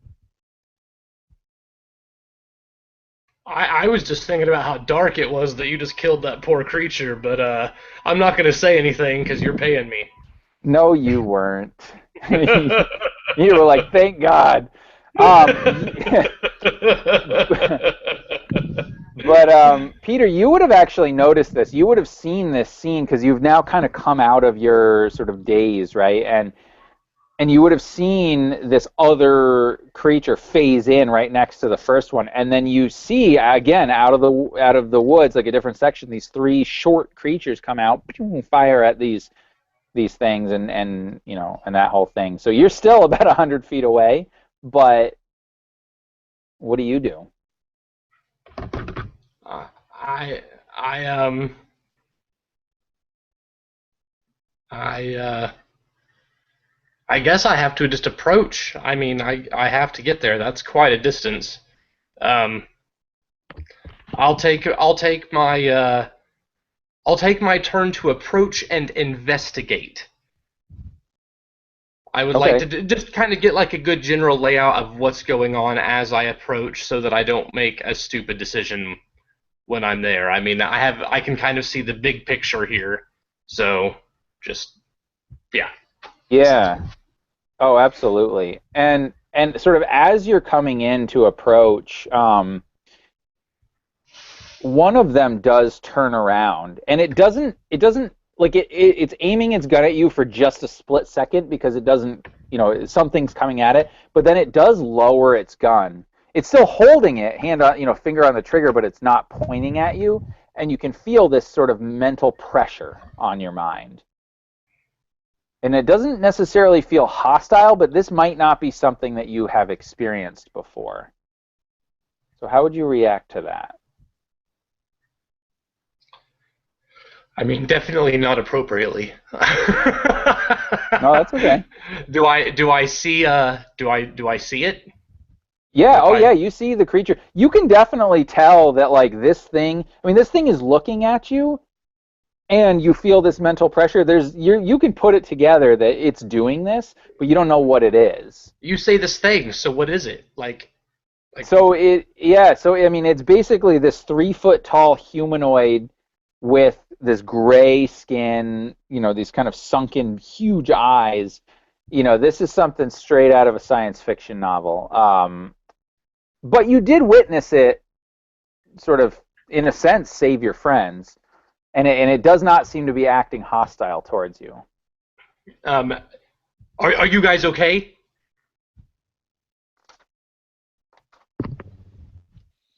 I'm doing fine, but you don't look so good. I laugh, but keep stepping forward, limping as I come. Yeah, well, shit happens. I kind of head out and try to give you a hand and sort of help you along. I And keep I my keep gun I keep a watchful eye on those three Yeah. little gray fellas. my gun is on those bastards. Like, if they do anything, I'm gonna start pulling the trigger. So, but I would appreciate the help. So I'll limp over there with them. This is what they look like. Oh yeah, okay. So They are literally the generic little green men. Hell yeah, dude. They better watch their ass then. I will pull the trigger. And I look over at them and kind of start. I don't suppose any of you fellas know how to talk human. um, I literally laugh at that. Uh, no, and so you say that verbally out loud. Yeah. Okay. They sort of look at each other for just a minute, and then they don't say anything. They don't speak, but you definitely feel that mental sort of pressure on your mind, and you can tell that this is similar to what you felt before. In the ship. Yeah. I mean, not exactly the same, but it's similar, right? Okay. I just kind of keep that to myself, actually, and kind of just keep a watchful eye. Turn to Peter. You should lower your gun just a bit. Just we don't want to freak them out. They are helping us. I pull it down to my side, but I don't put it up. Okay. And so, Inan, you witness all this, right? You've seen now what your companions are doing, and you can feel this presence on your mind trying to, it feels somewhat frantic at this point, trying to get your attention. Yeah, So, yeah, this is up to you guys. I literally look at the two of you and say, "This is up to you guys," and I just stand there. so while my companions have been approaching it, I've just been kind of like watching them to see if they get horribly ripped limb from limb. During that time, I've been kind of catching my breath a bit. I'm going to make a recovery roll. Yeah, absolutely. I got a 3. Okay, perfect. So you've used your first recovery roll, your instant roll. And then, seeing as we've reached some kind of stalemate, I'll reach out my mind and communicate with them. Definitely. And so you get, as you kind of reach out your mind, they communicate with you, right? They tell you, and it's all in images, right? But like they're telling you that they are friendly, that they're not here to hurt you, but that you have to get out of here because more of these creatures are going to show up. They also give you the impression that they know where your companions are. These are the native species of this planet, then? You have no idea. I send them an image of the ship that attacked us and ask and probe for any kind of connection there if they've seen the ship before. Mm-hmm. If Yeah. it's their ship. No, yeah, and you see them, you actually physically see them sort of look at each other, and as much as they can have facial expressions, you can definitely see worry on their faces, but mentally you're kind of linked in with them at this point, and you don't feel this like guilt or like they're trying to hide something. They're actually very nervous, and they kind of project this image back to you of these sort of tall, lank creatures that have this greenish skin and these just big weird shape and orange eyes, and you're getting this impression of these sort of mental, like psychic super beings that are very hostile and very they definitely are. They like to sort of dominate and take over, and you're getting the impression that it's somehow involved with that type of creature, that those ships were part of that. But they weren't piloted by those guys. They were just somehow involved with those guys. So I will approach the group. I'll look at my companions and say, I trust them. Trust them more than you colonials, anyway. I look at Fyodor. Thank you for your help back there, by the way. You were very courageous. He kind of glares again. What? You couldn't use your superior imperial training? Come on. Let's get moving. As freaky as this thing is, and he kind of like expects that you guys are all thinking he's talking about the alien, and then he kind of nods towards Anon and says, "I trust its judgment." Nice. Yeah, and so they're kind of motioning for you at this point, like come with us, we got to get out of here. And as they're doing that, you actually can see again off in the and you can hear it, like this kind of crashing through the underbrush, and like 3 more of those hideous creatures are sort of coming towards the ship out of out of the woods. Right, let's move. I pull move or I kind of just want to close the door and keep us in here. You can't because remember your ship is sort of ripped open. Oh, so they would be able to actually enter through other Mm-hmm. means. Well, shit. All right, run like hell. One of you two lead, and I grab my few items that I have out of my ship that I can easily grab, and let's go. All right, awesome. So yeah, so you guys kind of run basically out of this situation, out of the way, and you actually see that these three creatures, just as you're kind of going into the tree line, start to kind of attack and basically eat their two injured companion, or the one injured companion and the one paralyzed companion on the ground. And there's basically a fight, right? They start fighting, and you guys kind of go a little ways into the woods, and you actually see sort of perched within this little like clearing in the trees here, this disc-shaped metallic object, pretty big. It looks like it's a ship, and outside of it there are several other of these little gray men. They look like they're working on some sort of electronic equipment, probably computers, stuff like that. Although it looks alien, right? It looks different, and they're connected to it with, like, they've got these devices on their heads connected to their temples. They seem to be somehow communicating telepathically with these electronic devices, and the creatures bring you kind of into this circle, right? And there's this instant recognition as like all of these men kind of look up at once, and they don't seem hostile or surprised. They're just like, okay, yep, here we are. So, and as you're kind of coming into this little inner circle, and you kind of see the ship has, like, a little loading ramp. They're motioning you, come on, come on.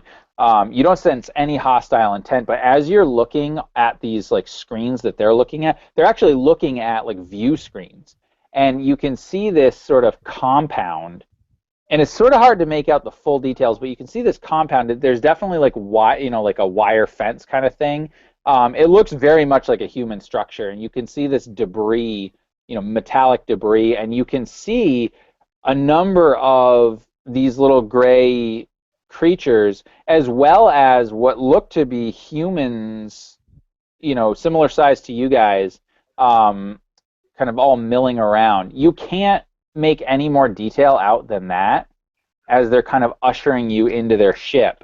And one of them actually hands to you, Peter, this little device, this little sort of metallic device, and kind of motions to your throat. Like you get the idea that like you put it up to your throat. Mm-hmm. And Yeah. Great. And so as you do that, it just for a second, it kind of it hurts for just a minute. There's like this little, pincer or piercing, and then you see these little tentacles come out, and they kind of like connect into your ears. And again, it hurts for just a minute, but now all of a sudden you can hear sort of the thoughts, almost as if their mental thoughts are being projected as voices, Awesome. to you. Yeah, and so you can and you kind of become sort of attuned with this device, and you realize you have a sense of control over it, so you can turn it on and off in a sense. So you can now kind of understand what they're saying, and you presume that they'll be able to now understand what you're saying. The two others, you guys, they don't hand you those devices, but they can communicate with you psychically. So as they bring you onto their ship, they kind of bring you up onto the bridge, and on the bridge, they've basically turned the ship now almost into like a like a science lab, right? And you see these creatures, and there's flora and fauna, and there's all these different like computer readouts, and all these sort of graphics and hieroglyphs that you can't understand. It looks like they're conducting research. But there's this one guy in particular sitting in what you would presume to be like a captain's chair, and they kind of come up to him and they all kind of give this little mental bow, and he stands up, hit to his full 3 feet, and kind of walks over to you guys. And Peter, you would hear it as if he was speaking, but the two of you guys hear it just sort of in your mind as a mental communication. He says, "Greetings, humans. We mean you no harm, but we feel that there's matters that we need to discuss with you." And he pauses. The far horizon, where is it? And you can see him nod, and he kind of pulls out this little portable viewing device, and he taps it with one of his like 3 fingers, and he kind of shows you. And you can see it's the same image to what you saw, on the big computer screens out there. And you can see that it is the ship damaged, similar to the way your ship is damaged, but it's within that compound. And it looks like they basically, whatever these creatures were, sort of cannibalized the ship and made this compound where they've basically penned in not only the humans, but also some of these alien creatures as well.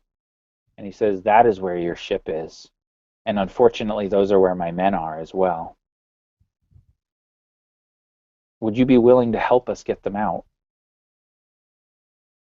So, out of character question, have we Yeah. had any contact with this race before? Officially, no. You have definitely heard rumors, and there have been spacers that have come back from the fringe planets that have talked about these creatures. But then again, Earth's history is filled with stories of these creatures. So it sort of makes sense. You kind of are like, okay, wow, this is actually real. So, what is the colonial authorities' position on aliens?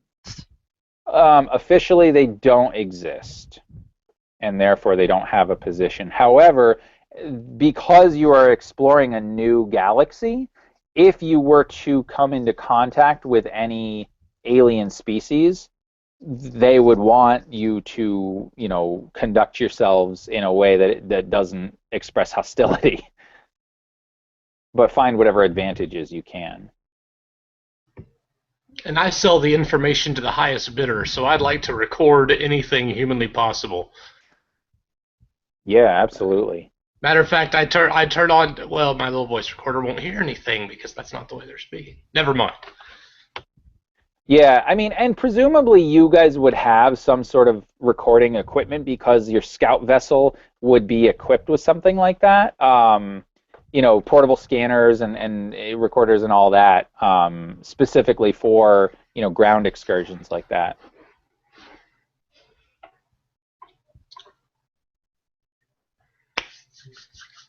So, what is the decision, gentlemen? I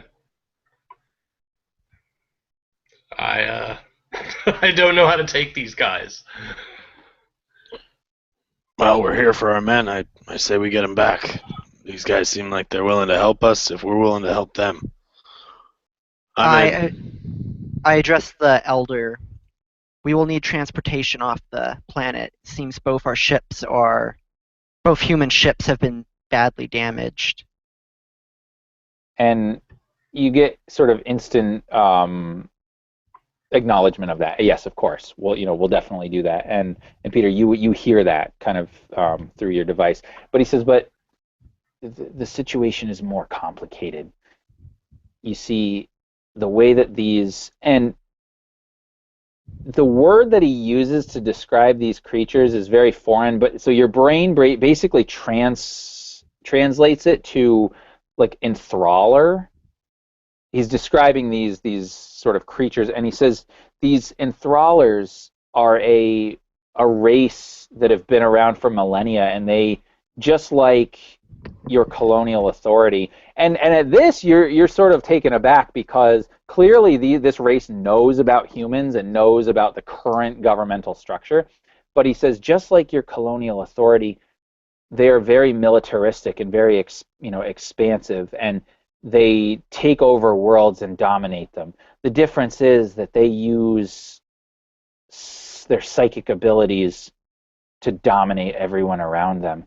And he starts giving you these images. Basically what they have is when they're in close proximity, they can just use their straight mental abilities, but to be able to kind of project their psychic dominance out further, like planetary level, they use these sort of psychic grafts.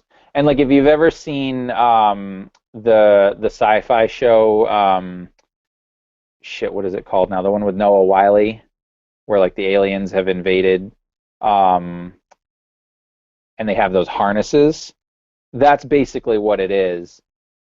So he said that both your people as well as his own people have been harnessed by these creatures, and they will likely attack us if we kind of go in guns blazing. So we have to tread carefully. We have to figure out a way to get them out of here. And he says to you, my people aren't fighters, but we will do what we can. Do you have any suggestions? And he's looking to you, this sort of superior, being that knows all this stuff is now looking to you for help in this sort of combat situation.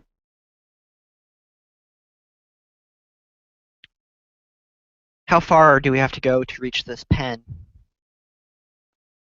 He says, it is not far. We can get there in about a day, maybe less if we take transportation, although I'm hesitant to do that. Indeed, we should go on foot.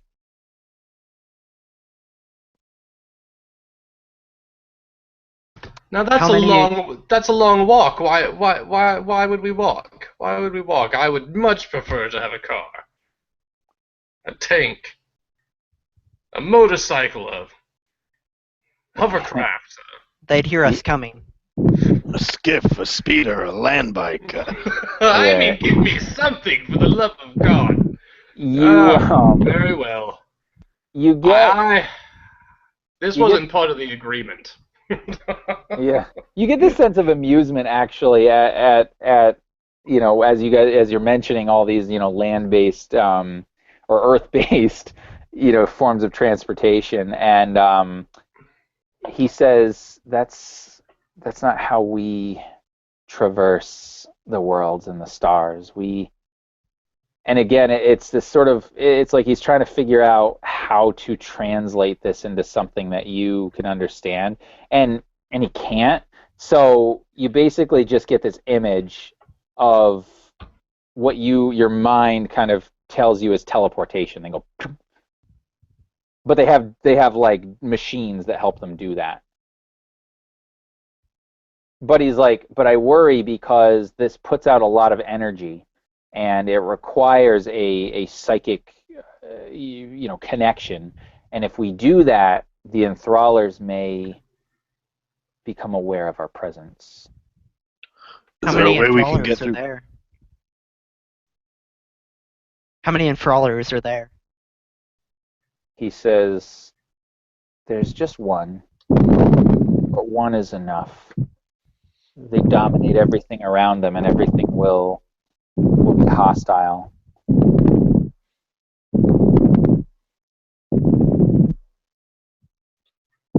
Two questions. One, can we get through the forest safely without more of those things attacking us? Two, if we kill the enthraller, is everything else going to stay hostile, or is that going to break the connection? To the first question, he answers, I don't know. They don't travel a lot because he explained to you, they did their initial travel and they set up their viewing devices and whatever, and then they basically have been hanging out here. And you can see that they have a somewhat defensive position here, right? They do have guys, out there trained acting as guards, but To the second point, he says yes. If you were to kill the enthraller, it would break the psychic connection because all of these sort of grafts and all of the the ships up in orbit are connected to this one enthraller.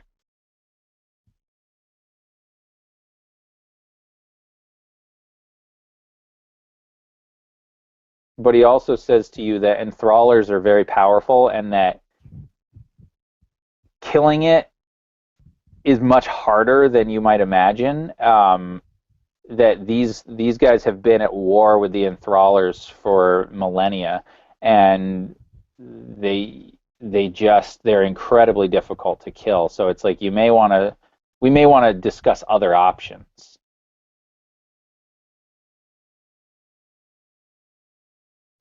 How well have you scouted this pen?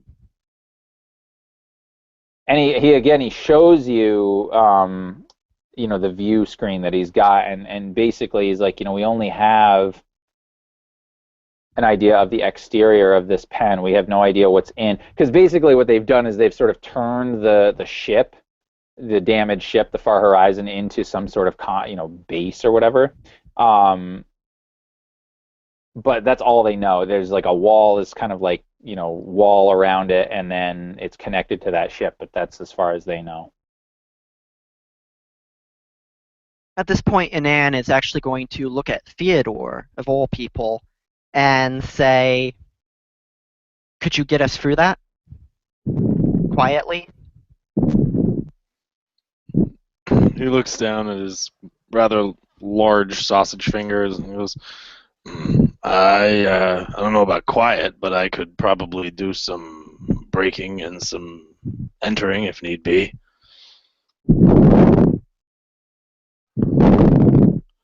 I actually am not too bad myself at that.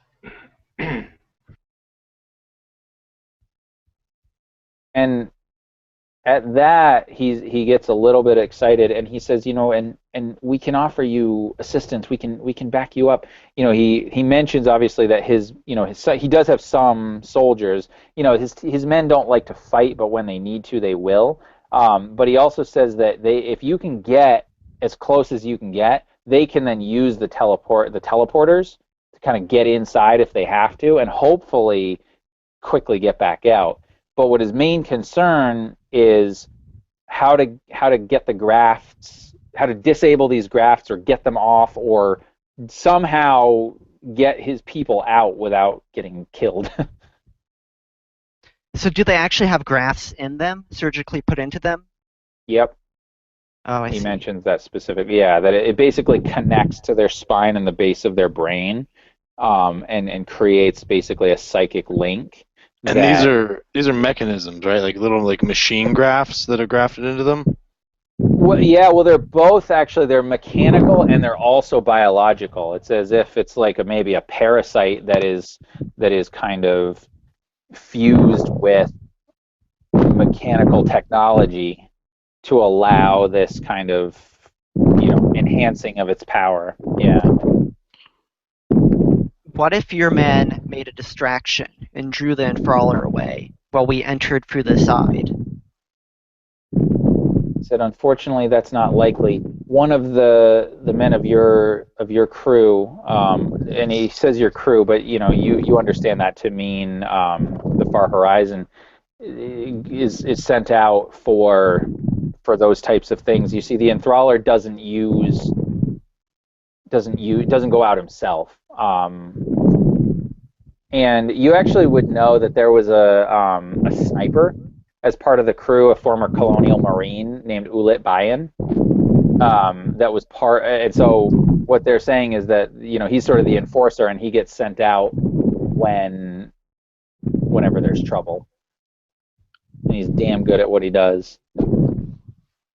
So just one scout then? Well, he says no. There are plenty of eyes and ears, so to speak, out there, but this one human in particular is used if there's anything hostile, and he's very efficient at killing. Out of character, how many crew members were there? of the far horizon? So there were 5. The captain was named Brinkley Amanderson. She's basically the daughter of one of the like high admirals in the Colonial Authority Navy. She's very spoiled, very rich girl, but she's doing this sort of like going on the exploration because she wants to prove herself, and like this is the tough duty, right? Um, then there was a scientist named Solon, who was there kind of to for anything sciency, right? There was the pilot, Rose Dakota. And Pete, you would know her name is Ace because she is a hot shot, right? She's very like well known, and there he goes. I think he'll be back. Yeah. She's very well known and is not well liked or respected because she doesn't play well with authority.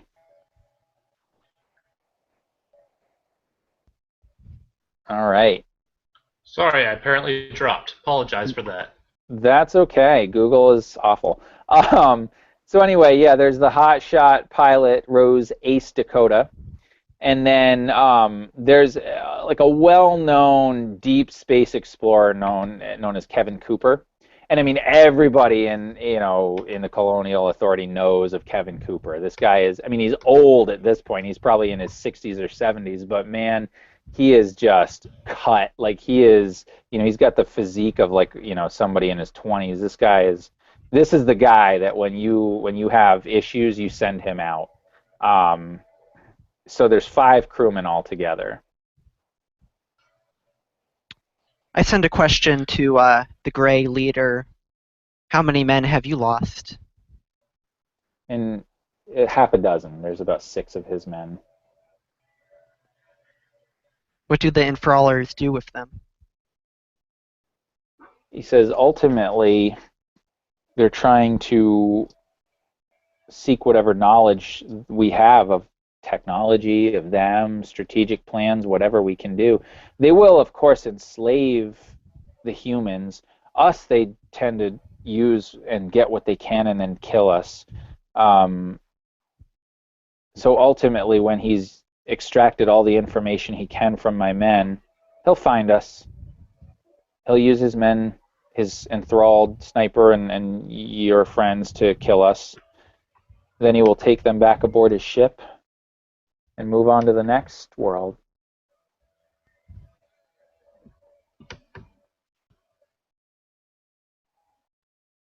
Oh, and the last thing he says is there are no other sort of sentient life forms here that they're interested in enthralling. So there are no sort of humans or other alien races other than just sort of the creatures that populate this planet.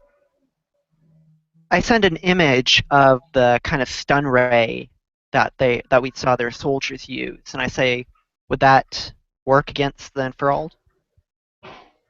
So sure, if you can get in close. Would it work against our mind-controlled friends? It would. Your people are, like us, fairly susceptible to advanced technology, especially when it's used to kill. If we dispatched this sniper and made the enthralled feel threatened, would it send the rest of the men out to fight? Most likely, yes. It would And then we launch could stun an assault. them one by one. Potentially, but remember that my men have these same guns. The captured men have the same guns, and they would be willing to use them as well. So it is an assault is ill-advised, but if it is the only option, then so be it.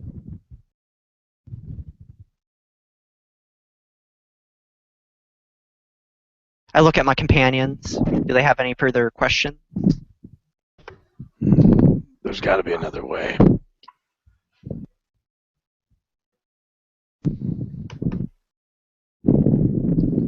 I say we head out in the morning and scout this place out, try and find that sniper.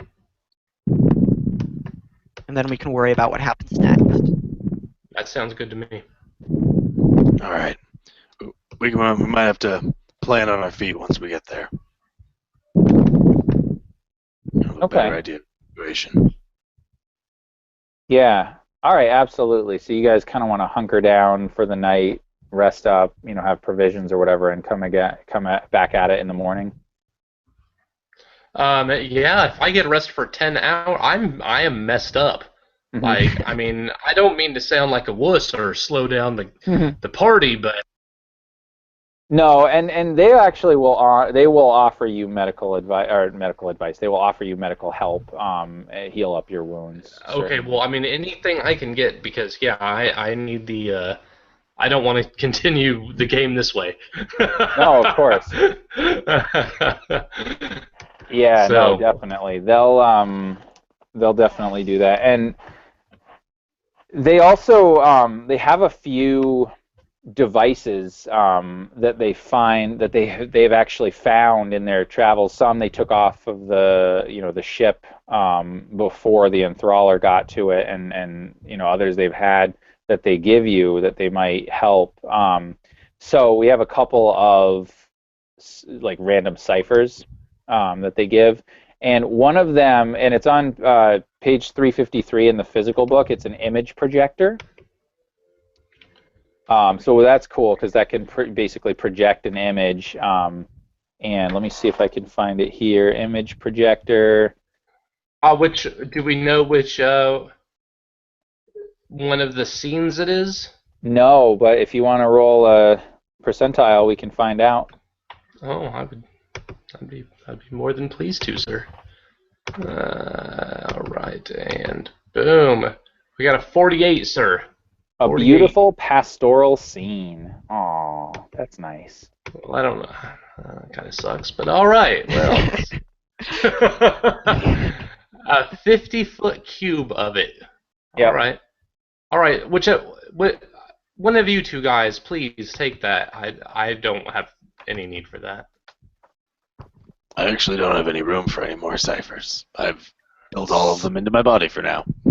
So Yeah, you can like store other ciphers. You can just only sort of use or actively carry two at a time. And Ann will Now, take it. yeah, sometimes they can malfunction when they get next to each other, but for the most part, this is stable technology. There's another one that basically is it's like this device that you can sort of add on to either a fist or like some sort of weapon that it actually adds a little bit of a shock. So it's basically the shock attack from page 360 or 362 in the PDF. I'll take that one. Yep. They've already given you a vocal translator. And on page, where is it? 50, this one might be helpful. There is a disguise module. And it's level 5. It says for the next hour, the user's features become almost identical to those of one designated person she has previously interacted with. This lowers the difficulty by 2 steps when the user attempts to disguise herself as the designated person. Once designated, the user cannot shift the effect to look like another person, though she can remove the module to look like herself again. So basically you have this ability to create like a disguise or an illusion, and it's this piece of technology. It's really pretty sweet. Use that once we take care of the sniper. Yeah, definitely. So you've got those, and then let's see. No, yeah, that's it. So unless there's anything else, yeah, they're willing to heal you up, and you guys have food and provisions and whatever, and they're willing to set out in the morning.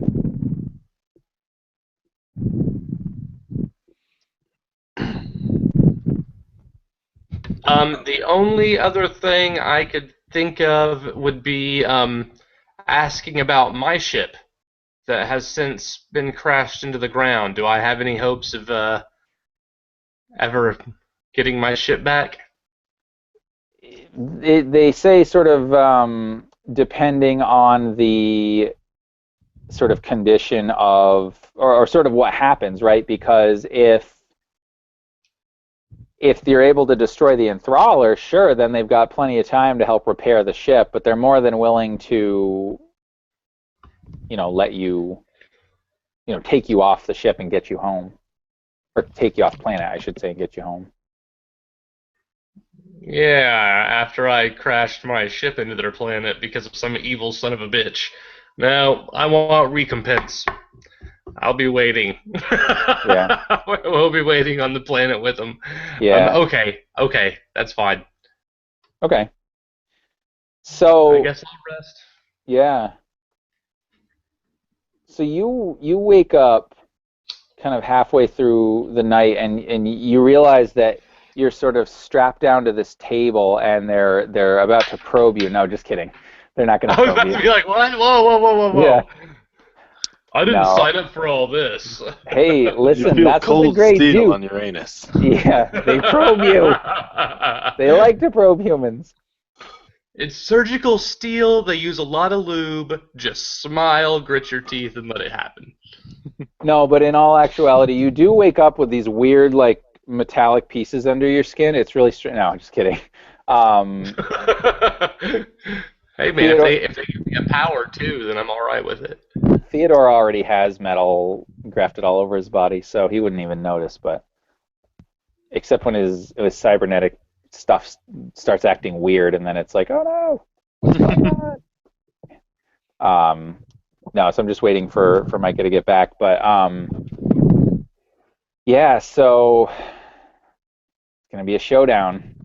I'm interested to see what you guys are gonna do. Win, we're gonna win. That's everything else is a moot point. Just Yeah. win. I definitely don't think we should be doing a full frontal assault. That seems like a bad idea. I will concur with that. I want to scope it out once we get a little closer, I mean, Yeah. that's the thing. He'll know if we take out the sniper. So hopefully, we just gotta avoid. The best thing to do would be avoid the sniper entirely. Yes, I like avoidance. I'm a fan of it. Because really, we gotta take this thing. We gotta take this enthraller by surprise somehow and get the drop on it, and somehow get an environmental advantage on it. Yeah. It's tough because it's like, exactly. Like, what do you do? Because ultimately, your mission was to find out what happened, right? And if you can, certainly rescue the crew and bring them back. But we can't leave the planet until we do this, which lets us do this. So I mean, really, And beyond that, if we let this enthraller get back to his people with info that the humans have, then they might find our galaxy again, and then there could be a whole mess of problems for Earth. So even if we do just go home, they might be behind it, quickly behind us. Exactly. Man, guys, that's a lot of pressure. I hope you can handle it. I mean, the fate of the galaxy is on your shoulders. Yikes. So, Micah, I mentioned that everyone woke up kind of in the middle of the night and realized they were being probed. No, just kidding. Oh, God. Yeah. The Grey have decided not to probe you guys and study you. So that's, count that as fortunate. But do we recover anything? Or? Yeah, you guys do. You recover all of your pools. You're all back to normal. Nice. Mm-hmm. Between the I fell out of the sky, so I'm really happy about that. Yeah, that was brutal. I had to do it, man. That was totally worthy of gameplay. Yeah. I forget, did you roll a 1 or did I give you XP for that? You gave me 2 XP, one to give to somebody else and one for me. Okay, good. Yeah, because I love that. That was one of the GM intrusion suggestions for that monster, and I was like, "Yep, doing that. That's great." Well, just remember, I'm playing in another one of your games, and I'm going to be spending my experience. Yeah, there you go. Nice. Yeah. So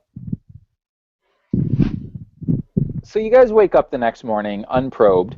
Oh, before we start, what do you guys, what's your flexibility on time? Because I can definitely wrap it up here in the next, 20 minutes to 30 minutes if you want. But if we need to bleed over a little bit longer, are you guys okay with that? Or I can go for another 2 hours. So yeah, he's flexible. yeah, I'm free until whenever. Yeah, I I'm mean, enjoying like, this, but there's nothing hard and fast. So okay, yeah. yeah. Only because I can never keep it to the allotted time. So and I'm having fun. So hopefully we'll see where we go with this. Okay, cool. Yeah. So you guys wake up the next morning and you're refreshed. They have used obviously they have very advanced medical knowledge and training and technology. So you feel really good. And the leader basically has told you that he's going to stay here, but he will send 3 of his men with you because he can't spare more than that in case those creatures come back or in case you guys are unsuccessful and then there's an assault. Um, he tells you that if you cannot get them out, don't be a hero. He's like, listen, at the end of the day, if you cannot succeed, come back. We'll get you out of here. We don't want to stay here any longer than we need to. So, unless there's anything else that you guys want to do, he suggests that you be on your way. I thank him for my help and I leave. Okay. So, you guys travel through the dense foliage, and it's weird because this feels very familiar. This feels very much like Earth. Now, I don't know if you guys normally spent a lot of time on Earth or whatever, but you may have been there once or twice, and that it does feel like that. It feels very much like home.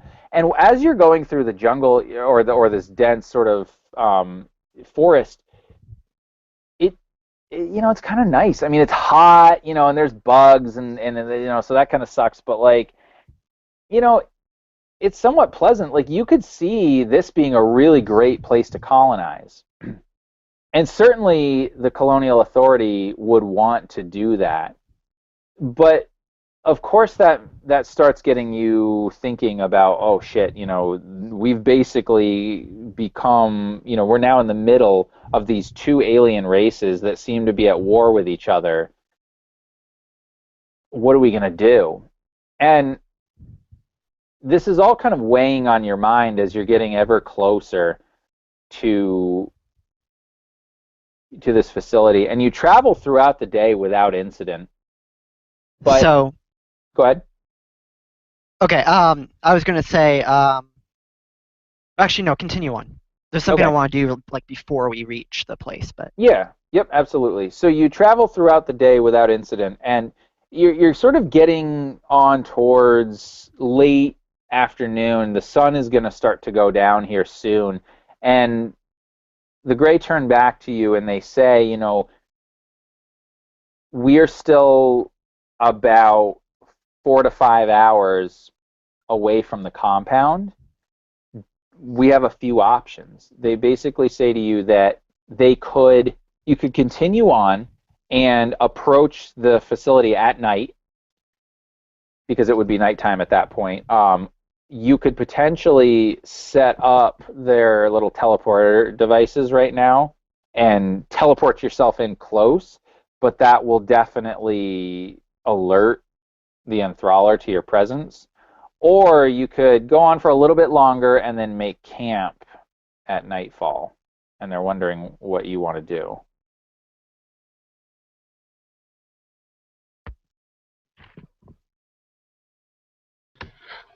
We just had a full rest, gentlemen. I mean, give me your opinions as well, of course.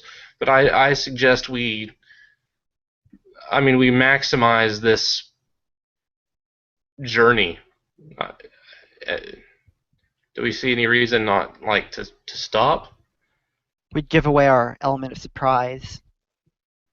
That could be our only if we just like advantage. wander up on them, but are we just gonna wander up on them?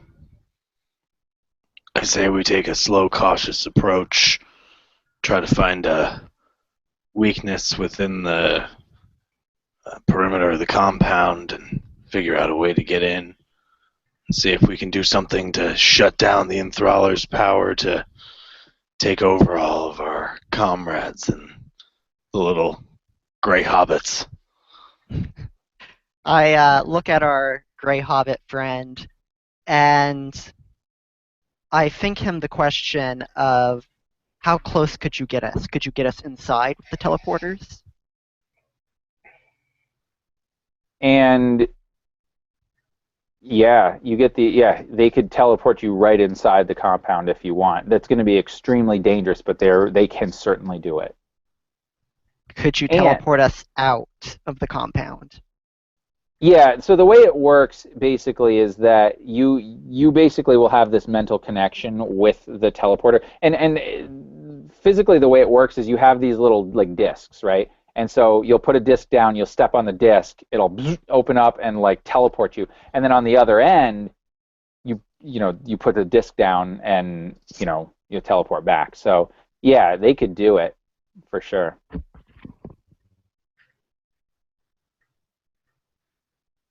You think we sneak in, teleport out, if things get crazy?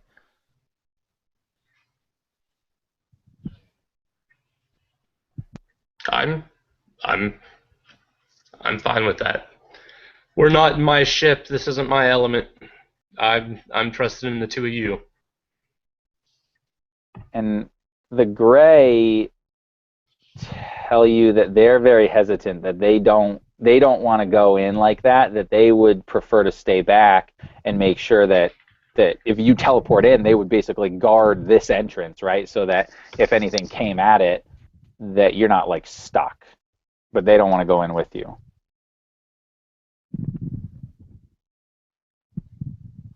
I don't blame them. That seems fair. And at this, Theodore kind of looks over at Anon. So, come on, you're the military one. What do you think, Lieutenant? What's your strategy?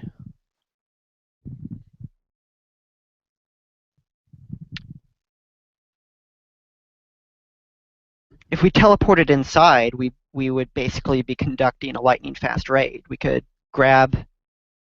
We probably wouldn't get all the prisoners, but we could grab a few of them and teleport them out. Wouldn't they be hostile? They would. Yes, but we have stun weapons. Or we have stun Yeah. weapons. Yeah. And if you could figure out how to remove the grafts, then obviously there is that. Well, I may have some ideas about that. I'm pretty good at making things stop working. That sniper is going to be on the outside of the perimeter. So if we just teleport in, we can just avoid him for the time being. The gray actually respond to that and they say no, he'll only be on the outside if he's sent outside. They don't like to send anybody outside of the perimeter because they don't want anything to happen to them. So we may not run into anything on the way in. I don't know. I think a quiet entrance is better than a smash and grab. Although, who knows?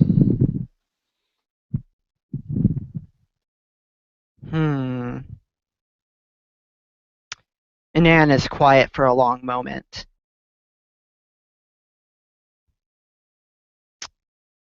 And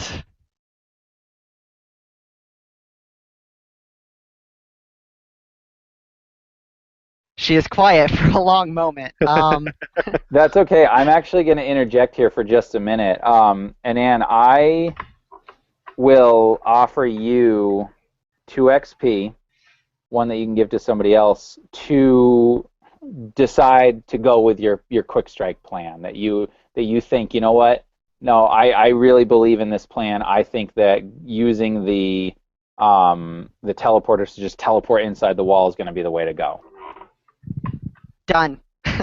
All right. I look at Theodore with steely resolve. We're going in. It's gonna be quick. We're going in, grabbing Nice. who we can, and getting out.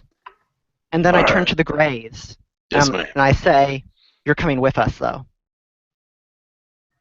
And they look. They say, no, we can't go with you. We can't. Somebody's got to guard the entrance. It's too dangerous. I will put my confounding ability to persuade. Okay. And I would remind like- me again how that works. It refreshes every time I do a recovery roll, so then I can assign it to something else. Okay. And what it mechanically is it doing? It basically, I would just be trained in persuade, in the Okay. persuade skill, until my next recovery roll. Okay. Great. Yep. I look all at right. them and I'm like, I think to them, I send them images of their lost friends, and I say, we need your help on this. All right. The more of us who Yeah. are in there, the more people we can grab. They're definitely hesitant and a bit cowardly, but yeah, go ahead and make an intellect test for me. And I will put effort towards this. And I will Okay. also like Theodore kind of looks down at them and goes, you know she's right. And he looks down at the little stun guns that they've got. We need all the firepower we can get. I'm trying to All right. aid in this task. So, Inan, before you make your roll, Theodore, go ahead and make your own intellect test for me.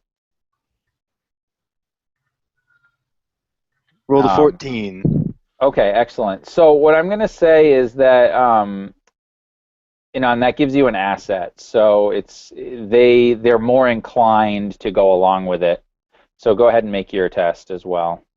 Thank you, Theodore. I will send my XP that I'm supposed to give away to Theodore, Great. since he has not gotten one yet. Thank you. Whoops. I got an 8.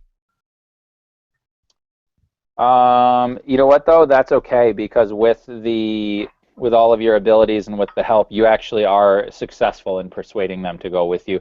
They do say though that they want to leave at least one of them back here just in case because they don't want to take a chance that one of those creatures might come along or that if we're discovered that somebody might come out and block their only means of escape. So they're basically proposing 2 will go, 1 will stay. Sounds good. Awesome. And just because why not? Theodore, I'm going to offer you some XP that you actually want. You're itching to do a long range scan. You really want to use your scanner to see if you can just get any more information about what we're up against. Maybe tapping into the camera feeds or whatever, because you're still a little nervous that we're just going to jump right in there. So if you wish to buy that off, you can, but otherwise, No, I'll XP is definitely do that. Oh, Okay. God. Awesome. And so yeah, you kind of do your thing, right? And you're I'm just I'm typing away at that little touch screen, and it sort of pops up with a little feed. Yep. I'm starting to scan and try to see what I can tell about that area. Great. And who do you want to give your other XP to? I will also give it to Anon. Ooh. Nice. All right. So yeah, so you definitely you start doing your thing and you kind of tap into, you kind of do a long range scan just to see, okay, is there anything, any creatures or whatever out there? You don't sense anything there. And then you kind of tap into the video feed. And you can see that because it's getting on towards night, they've basically set up like tents and stuff. And there's a couple of, one of the humans and a couple of gray are basically acting as like perimeter, they're walking the perimeter. So they're standing watch. Now, both both Peter and Anon notice this. They notice that you're fiddling with your electronics. How would you guys react? You don't necessarily know what he's doing, but that he's, doing something. I trust in that. I'm willing to see what happens. You would actually find out what he's doing pretty quickly, because he actually just holds his arm out and shows you what's going on. Oh, okay. He wants everyone to be fully aware. At this point, Anne's mouth just drops open, and she just practically just screams at you, "What are you doing?" Yep. And You the Gray, fool! How stupid are you, Colonials? the Gray proceed to lose their shit as well. They're like, no, what have you done? They will be alerted to our presence now. Now we can't go with you. He very slowly reaches over and just presses a button on his touch screen, and it just goes blank for a moment. Sorry. We have to go now. We have to put down the teleporters. We're going right now. You're coming with us. I look around and wonder why everybody's so uptight. Like he was just typing on his screen, man. What was that? Put down the damn teleporters. We need to move now. And they do. They go boom, and they give you each like a disc. And they say go, and then you basically just throw the disc on the ground and it goes and opens up, and then it's almost like you're jumping into like almost like into this black hole, so to speak. But what's cool is and they tell you how to do it. You think where you want to go, and it will teleport you there. And because you guys have seen the facility on the view screens, you can visualize it. I'm guessing they're not coming with us at this point. I mean, they're just saying go, like they, you don't know. I grab one of them by his sleeve and then jump in the hole. All right, make a might roll for me then. I rolled an 18, son. All right, yeah, you are successful, and you basically grapple him. Well, kind of jump sorry, in with man, him. but Now, the only problem is that he was so startled by this that he drops his gun as you guys kind of, fall into the hole. But sucks to be him. yeah, Right. but you do emerge on the other side, right inside the perimeter, with the Gray, like, but he's not making any physical noise. Well, it sort of seems like he is, but in actuality, he is not. So. Mm-hmm. I push him in front of the two of them, and say, "There you go, guys. Deal with them." And then I draw my pistol. Well, you were the first one to jump through, so yeah. So for a split second, anyway, you and the Gray are just standing there, the indignant Gray. I want to pick up the gun that he just dropped before I jump through. All right, yeah, absolutely. And so it's a ray emitter, which is on, I think, page 359. Let's see. Just a one-time use? No, this one actually is a.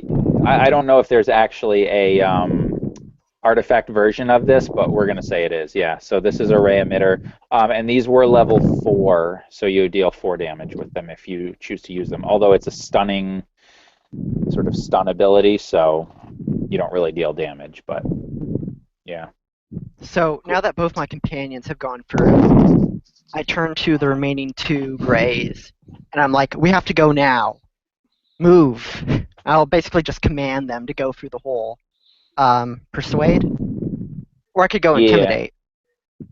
Either way, yeah, whatever you think would work, certainly. Persuasion is probably going to be difficult at this point, so certainly if you want to intimidate them, you can do that. Are you going to sort of try to like mentally intimidate them, or are you going to point a weapon? I mean, how are you thinking you're going to do it? Mental dominance. I'll just be this crushing force over their minds. Oh my god, alright, yeah. So you go ahead then and do your intellect. And I will apply effort to this. Sure.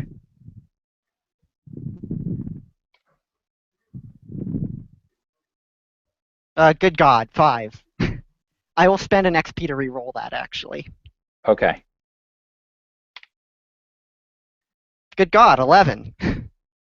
Nope, not quite. Uh, Yeah, and actually, the gray gets very mad at you and starts to raise its gun at you.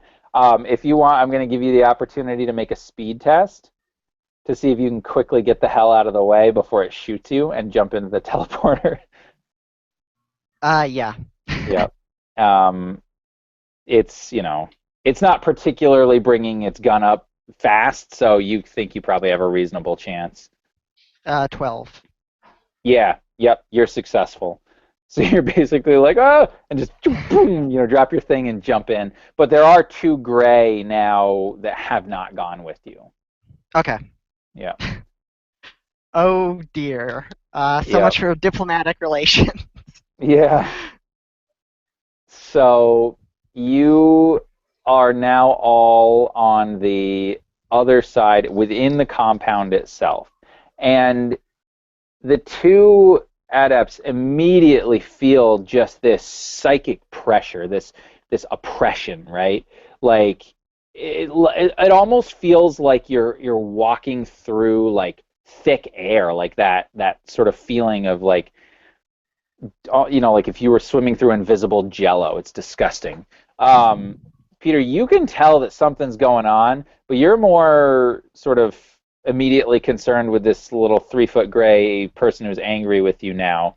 And also kind of like shit, there's, this is the business now. I actually want to shove the gray toward Imon and just say, here, take his dumb ass. Then I pull out my laser pistol and I let the two of them lead. uh, Okay. And Anne will push the gray in front of her. Yeah. And so, what do we see? Do we see any Yeah. of the? So what you see, you actually don't see any cameras. No, captives. Oh, captives. Yeah, well, so what you immediately see is, because again, you're almost kind of viewing this through this psychic fog, you immediately see the gray that you just pushed in front of you, his head explodes right in front of you, just bursts like a melon. And then you see like a couple of like bright flashes of light that you can tell are tracer rounds, followed by a bunch of like puffs of dirt, as bullets are striking the ground all around you. That's what you see.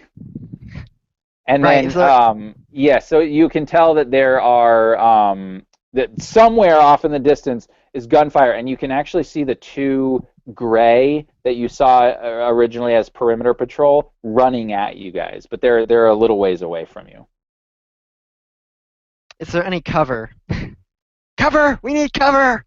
I mean, at this point it's night, but really, and they built this around sort of the foliage, so maybe, but it would be difficult. I mean, you could certainly make an intellect test to see if you could find some cover, but it's going to be pretty tough because they're aware of your presence at this point. Do we see any of the other captives? I mean, we're being shot at from above, Right. but is there? You don't. The only sort of people that you see outside right now are those two gray, and presumably the sniper somewhere. Are the gray armed? Yes. They're not armed with their ray guns. They're armed with like, sort of standard, colonial authority sidearms. So the ray guns are too powerful. The enthraller didn't trust them.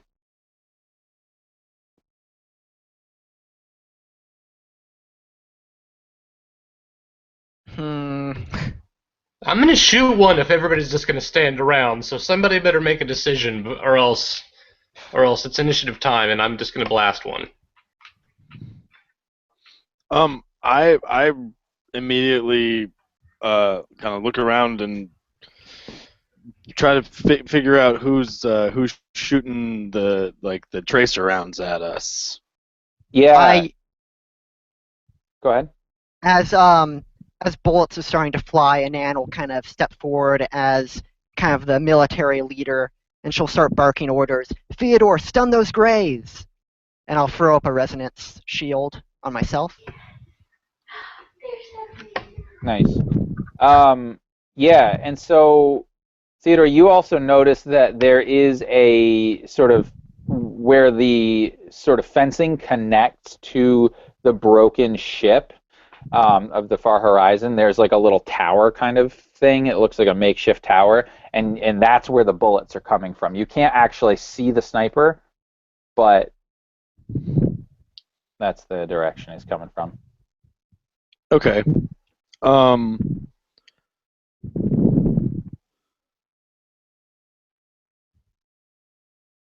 Well, if I have time to do something, I would. Oh man, I want to get myself into position where I can see that thing. I want to see whatever it is that's shooting at me because I think I need to be able to see it. I want to shoot my my ray emitter paralysis thing at it. Technically, it doesn't say I have to be able to see it. It just says it paralyzes the target. But I'm gonna assume I do.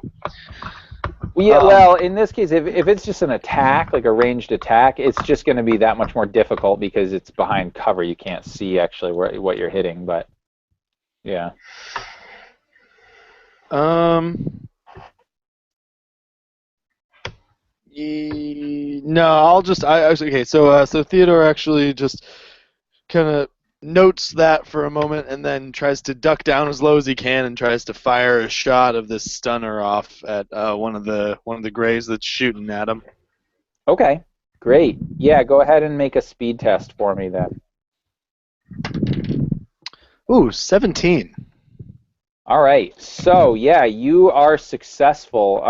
You actually blast the one with this, blue stun ray, and it just like, kind of stops almost like in mid stride, and then just kind of falls over, and you can see that its big black eyes are like even wider as it just falls over, and the gray next to it does not react at all. It just continues coming towards you. Now, Peter, you were getting ready to possibly shoot these things, and Theodore just has. So, what do you do in reaction to that? I open fire. Okay. Easy peasy. And Theodore yells out, "Try not to kill him." I aim for their head. No, I just shoot one of them. I wouldn't try it. So a 9. I do, if it's a speed thing, then I do have an edge of 1. Yes, you can spend it if you want. All right. Excellent. Yeah. All right. So then, yes, that would actually now be successful on a 9. So you do manage to hit him. Excellent. And how much does your weapon deal? 4 damage? It does a 4, yes sir. Yeah. Okay. So this thing is hurt. You actually don't manage to hit it in the head. You manage to hit it in the upper torso, and it kind of knocks it back a little bit, and he falls down. He's not dead, but he's pretty hurt. And it actually stops him for just a minute. Now, on seeing that, how do you react in this case? There's going to be casualties, but we're going to try and grab as many as we can. So I will actually project my consciousness up into the sky to try and see whoever is sniping at us. Okay. Yeah, so you can definitely tell that it is. I mean, you can't necessarily get a full mental image of what the lieutenant looked like. But so this is my third eye ability, so I'm literally seeing what I'm projecting. Okay. Well, yeah. Then in that case, you see just all like hard edges, taut muscle. This white blonde hair and these pale blue eyes, military through and through, like just badass sniper, kind of covered in, this like blanket and just, looking through the scope. And for a minute, like, he almost becomes aware of your presence, but you don't feel a human presence. You actually feel almost this alien presence become aware of you. And as your vision kind of coalesces even more, you can see this big nasty harness thing right on the back of of the sniper's neck, stuck into the spine and brain. I will spend an additional 1 intellect to make a scan, which will reveal his level, as well as any other living creatures within a 10-foot area of where I'm seen. Oh, okay. Yeah. So he is a level 3 character, and the 10 feet. You will get, yeah, so you also kind of pick up the presence of a couple more gray and a couple of the humans in there. The gray are 4 and the humans are 2. Um, you don't immediately sense the enthraller. All right. That's my turn. Okay. But I definitely know where he is now. I have a bead on him. On the sniper, yeah, absolutely. Yeah. And with that, we're going to roll initiative. Okay.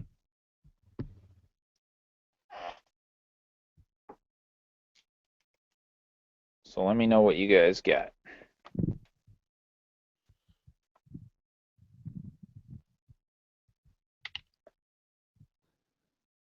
Ugh, I rolled a 1, and I already have that negative modifier. Oh, man. All right. So this is great because this is where I get to give out a GM intrusion and you don't get to have any XP for it. Woo!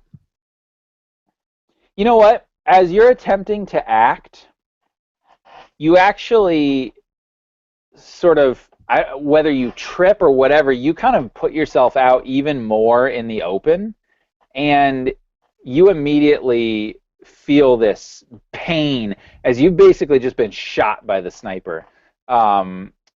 So, oh God, let me just take a look. Ouch. Yeah, he hits you for 3 points of damage. Now, if you have armor, that will reduce that, but I have 3 points of armor thanks to my leather jacket and my sort of cybernetic implants. all right, there you go. So you managed to avoid taking actual damage as the shot kind of, Yeah, this bullet you know. slams into my shoulder, but is sort of deflected by the thick hide on this leather jacket I'm wearing, and kind of shrug it off for a moment, shake my head, look up at him, give it a little bit of a glare, and ready myself. All right. Continue trying to ready myself. Nice, nice. All right, and so you got 15. All right, so Peter got 15, and Anon, what did you get? 10. Okay. So, yeah, Peter, you get to go first.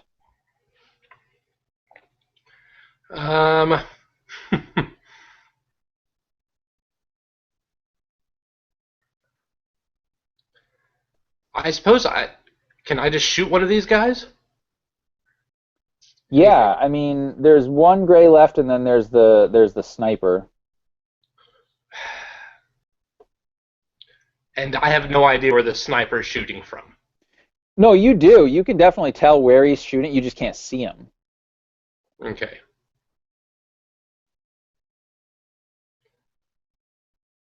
I want to take cover and shoot the nearby guy. Forget the sniper. Okay. Yeah. So go ahead and make a speed roll for me. And this one's a little bit easier. Oh wow. Well, there you go. So on a 19, I believe you can deal 3 extra points of damage. So that would be 7. Yeah. What? Describe how you kill him. I definitely I've run up to them. There's been gunfire going around. Uh,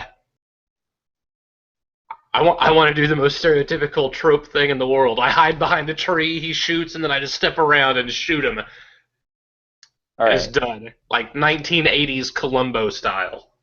Nice, nice. Yeah, I was sort of hoping for like, step right up to him gangsta style with your pistol, and, Just shoot right sideways, through yeah. the skull. Like what? Nice. Yeah, so you do that. You take him out. Now, right now, there are no other people out here. But again, Anon and Theodore, you can sense now there is a sort of frenzied sense of psychic energy going on here. You can sense that they're alerted to your presence and that something is about to happen. But Anon, with that, it is your turn. So we're being shot at from on top the ship, right? Yeah, there's sort of a makeshift tower. Basically, All right. it's a sniper nest, yeah. I draw my my needler, and it's a long-range pistol, and I will shoot to kill the sniper. Okay. Now, this is going to be a pretty tough shot because, one, it's dark. Two, this sniper is behind cover, so you can't actually see what you're shooting at. You're just shooting in that direction. So it's going to be pretty hard. Well, I do have a bead on him because of my third eye, right? Well, yeah, so that's true. So, all right. So, yeah, it's still going to be a difficult shot, but yeah, potentially it's a lot more makeable. All right, I will apply effort to it, and this will be a speed roll, I take it. Right, yep. Okay.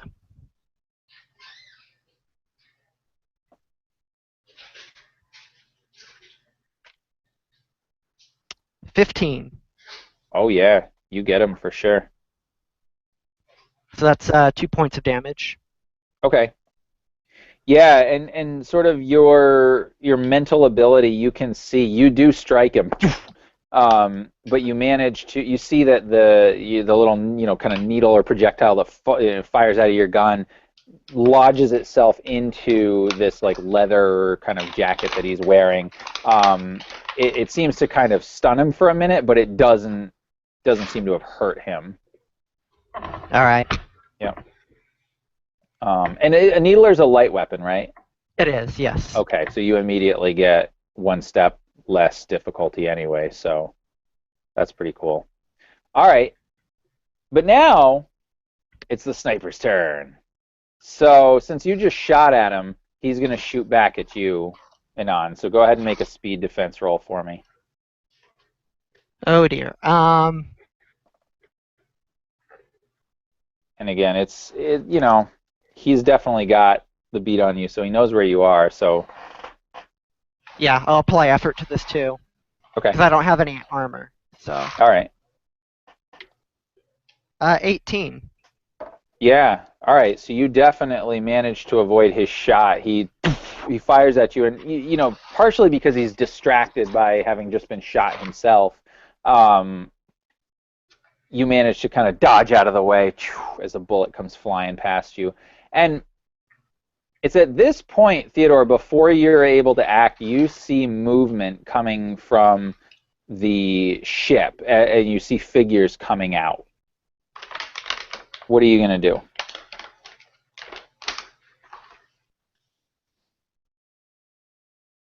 I immediately yell to Anon and Peter and point towards the figures coming out of the ship. And then I turn my attention back towards the sniper, and I start a little bit of more frantic typing on that touch screen. And I tend out this sort of pulse sends out from a little piece that's connected. Sort of, it looks like it may be on his like thigh, because it just seems like you see this little shockwave kind of send out from him, but it sends out up towards the direction. And I'm attempting to scramble machine, hoping that I can break the connection, the machine part of that thing that is connecting to the back of his neck, trying to see if I can get him on our side. Huh. For at I least like a minute. it. Trying to bring him back to reality for a minute, so I can Okay. get towards him. Yeah, okay. So go ahead and do that. Now, this sort of machine, this graft, is its own sort of entity. So, and you get the impression too that this is crafted by someone who's very, very good at mental domination. So this is going to be potentially pretty damn hard to do that. But yeah, go ahead and try it.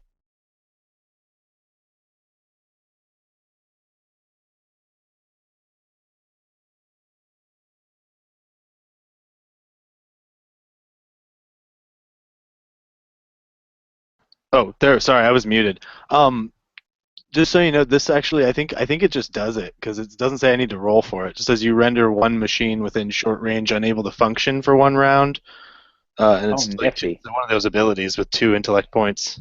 Oh, all right. So great. So then in that case, yeah, let's say that happens. Okay, perfect.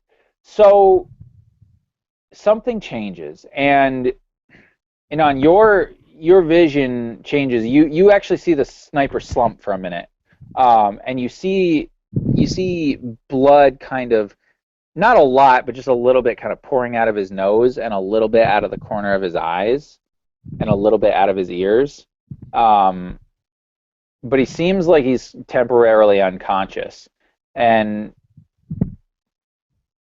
Theodore, yeah, you definitely get the impression that at least for temporarily you've done something. You've disabled this connection. Awesome. Whose turn is it next? It is Peter's turn. Yeah, all right. So, I would like to move toward him as much as I can while still being able to get off a shot at his paralyzed body. All right, yeah, and again, that's going to be a tough shot because he's still like undercover in a sniper nest. But keep in mind too that at this point you've got about 6 figures that have just come out of the building and are making their way towards you. And it's, 4 humans and 2 gray. And this guy is also in the building, He's up in the sniper tower. but that's like at the top of the building. Yeah, so it's like if you sort of figure like you got the ship, which has basically sort of been reconfigured almost into like a building, and then next to it, Sure. they've built up a big, sort of tower. Okay. Yeah, to act as a defense system. Well, hell. All right. I guess I need to shoot one of the guys on the ground. All right, you gonna aim for one of the gray or one of your human companions? Gotta kill the gray first, man. Gotta kill the grays first. Okay, great. All right. Yep, go ahead and fire. I'll take a 19 on that one. Wow, damn, dude. So 7 points of damage again, yeah, and you just waste it. It immediately slumps to the ground, falls down, and the rest of your companion, or not your companions, but the rest of the people they don't even seem to like. It doesn't phase them at all. They just, keep on going. All right then. Easier target. That's fine. Yeah, awesome. All right, Inan, you are up. Okay. Are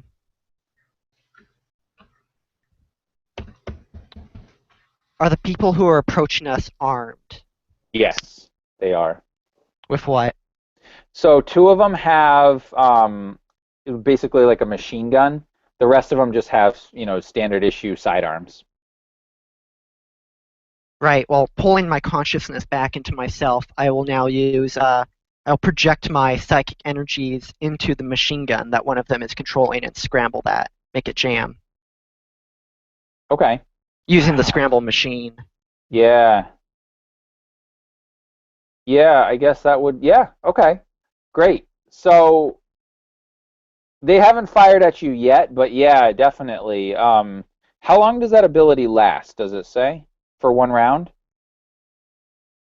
Yeah, it's either one. unable to function for 1 round, or you can increase the difficulty of any action by the machine or someone attempting to use the machine by 1 step for 1 minute. All right. Nice. So effectively then, because of the way Cypher system works and I don't roll anything, that would essentially give you a 1-step bonus if they tried to shoot you with it. So it would be that you'd have that much easier of a time. Yeah, let's do that instead of disabling it. Okay, that sounds good. All right, perfect. Yeah, so you've done that. Now, at this point, well, yeah, all right. So at this point, they're coming at you, and they start to open fire.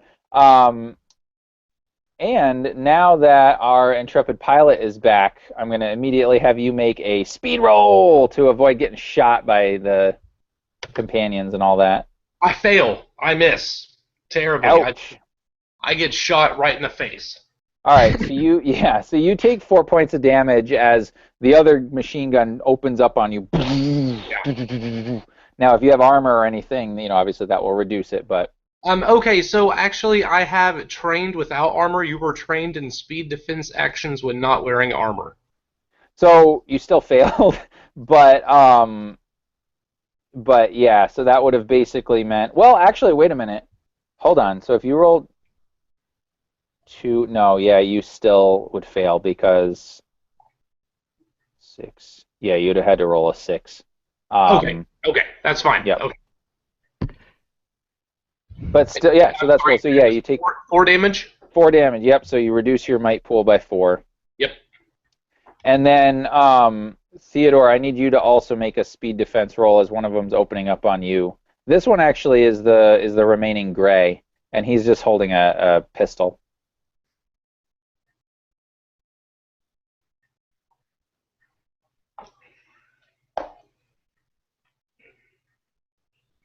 No? Okay. He was actually killed, poor guy. He just got shot right in the head. So, no, just kidding. In that case, we'll wait until we see what happens. But the rest of them now basically are they're no longer running at you. They're all basically holding their weapons at you, and it is basically 5-on-3 at this point. And presumably that sniper is going to come back at some point. So, and one of them, and Peter, you actually would recognize, just because you've seen her picture before, and you maybe, I don't know, have a little crush on her or something, but the pilot, Rose Dakota, is standing there, and her eyes are sort of like black and glazed over, almost like when in the X-Files, like that, when they had that black oil or whatever behind their eyes. That's what it looks like. And she says to you, "Put down your weapons and come with us." I shoot her in the head. No. All right. Well, seeing as how it is, yeah, you're at the top of the initiative order. That's fine. You can go ahead and shoot at her. All right, yeah. Welcome back. Hey, thank you. No idea what happened. My whole thing just dropped. That's an 11. Let me make sure I don't have anything I can do with that. I do have a speed edge of 1 and effort of 1, so I can spend 2, can't I? So you'd spend 2 points to basically reduce the difficulty. Yep. Yeah. By 1 step. So then I will take that as well. All right. You Can you hear me? Oh, poor Rose. Yep, Yeah, we can hear you. Shit.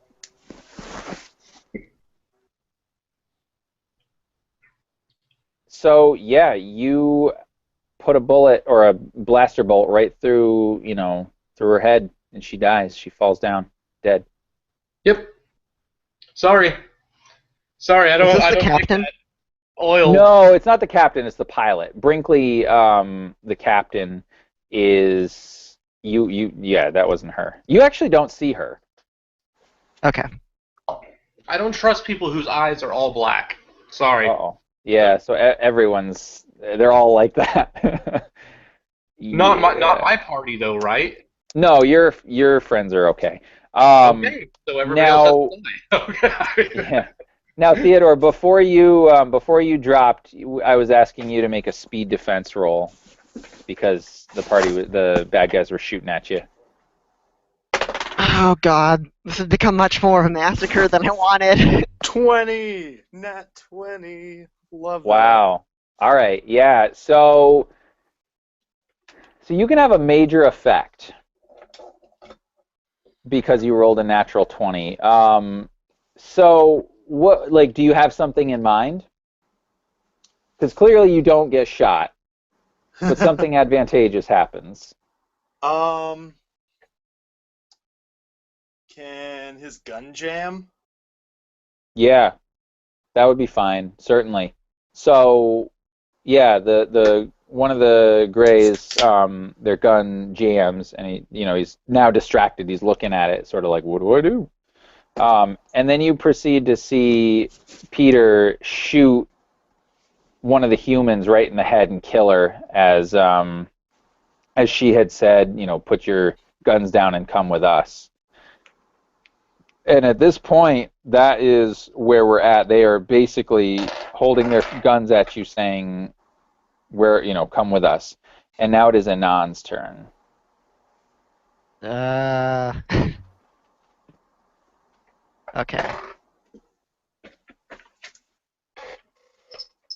How many of them still have functional weapons? 3. Alright, I'll jam another gun with my scramble machine. Or make it more difficult to shoot. More difficult. Yep, absolutely. Absolutely. My intelligence score is getting quite low at this point. Yep. So yeah, you've been expending a lot of mental effort, and I would imagine it's starting to get to you a little bit. How far are they? From you, they're like Distance-wise? maybe 7 feet. They're Okay. they're really close. Yeah. I mean, they're standing like, at this point, ready to open fire. Now, at this point, you also hear the crack of gunfire from the sniper's nest as the sniper is now back in action. And Oh, I didn't get a turn while he was down. what's that? Well, so remember, you go last. Yeah, I think you did, didn't you? Because he didn't maybe. act last turn. Yeah. What did I didn't do anything. I think the last thing I did was disable him. Right. Well, what I was doing was I was having That's him okay. act. Yeah, I was having him act on the bad guy's turn. And last turn, when you disabled him, they yeah, then he didn't act. So I don't know. Sorry, Okay, if no, you it's fine, want, it's you fine, can. it's fine. Oh, okay. Yeah. Interesting. Yeah. Sorry, I'm confused there. But he's gonna take a shot at Peter. So Peter, speed defense for me, baby. Come on.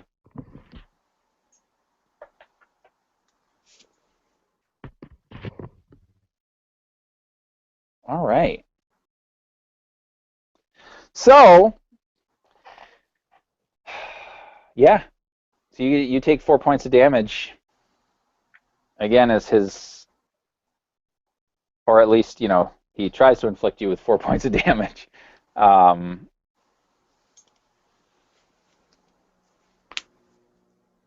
wait, no. Hold on. Time out. You rolled a 9? I rolled 9. And you're trained. No, so you actually managed to avoid the damage Oh, because thank because Oh. you rolled just enough. Wow, that's lucky.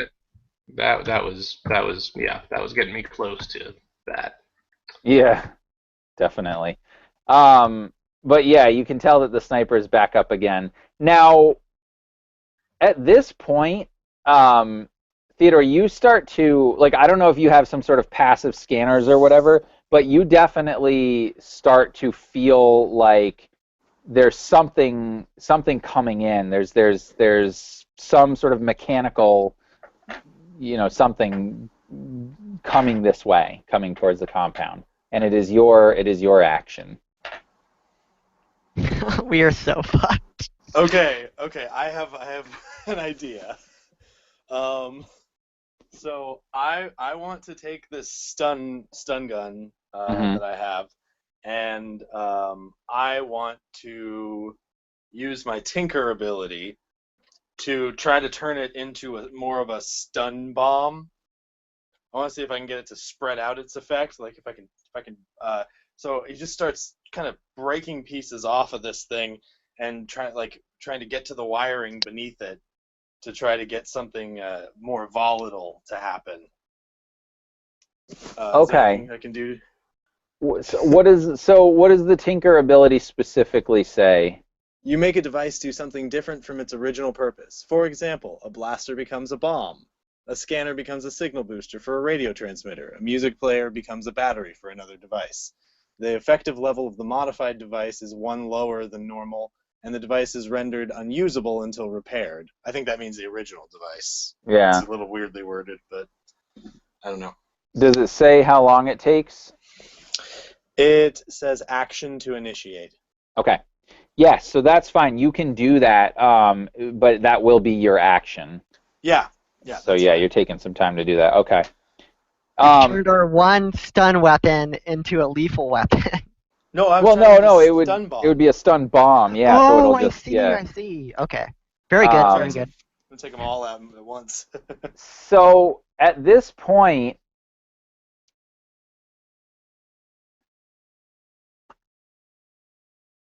oh man, how? All right. At this point, the three remaining hostiles start to slowly back away, but you hear them all at once say, "Resistance is futile. Drop your weapons. Surrender now." But they're actively backing up towards the compound. It's only 2 humans and a gray left.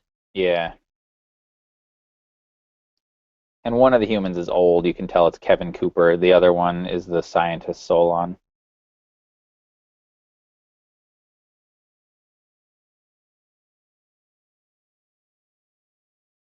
I would love to shoot the gray.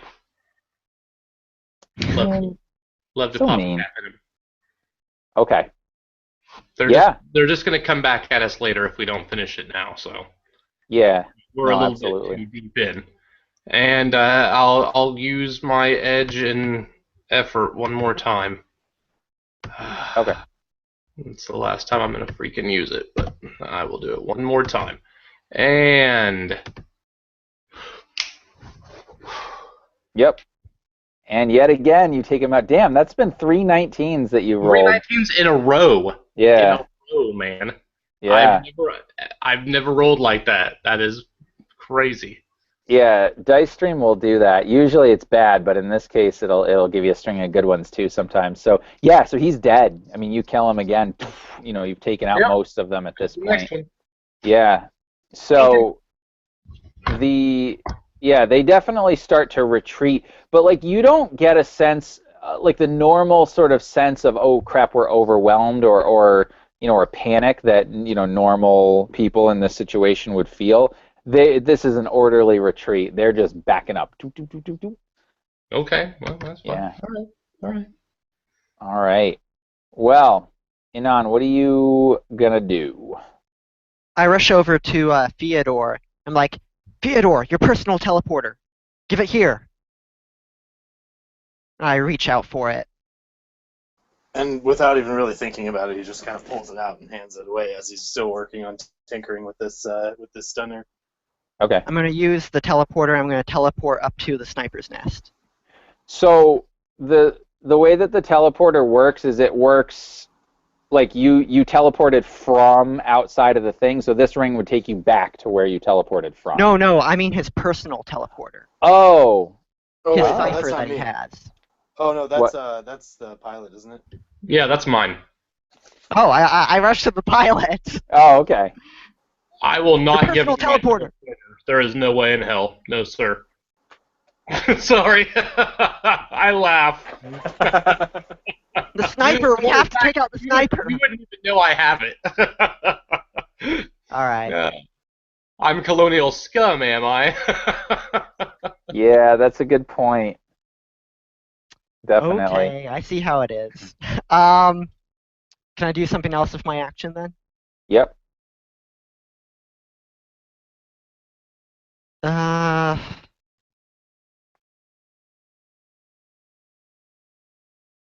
my resonance shield is still up, right? Yeah.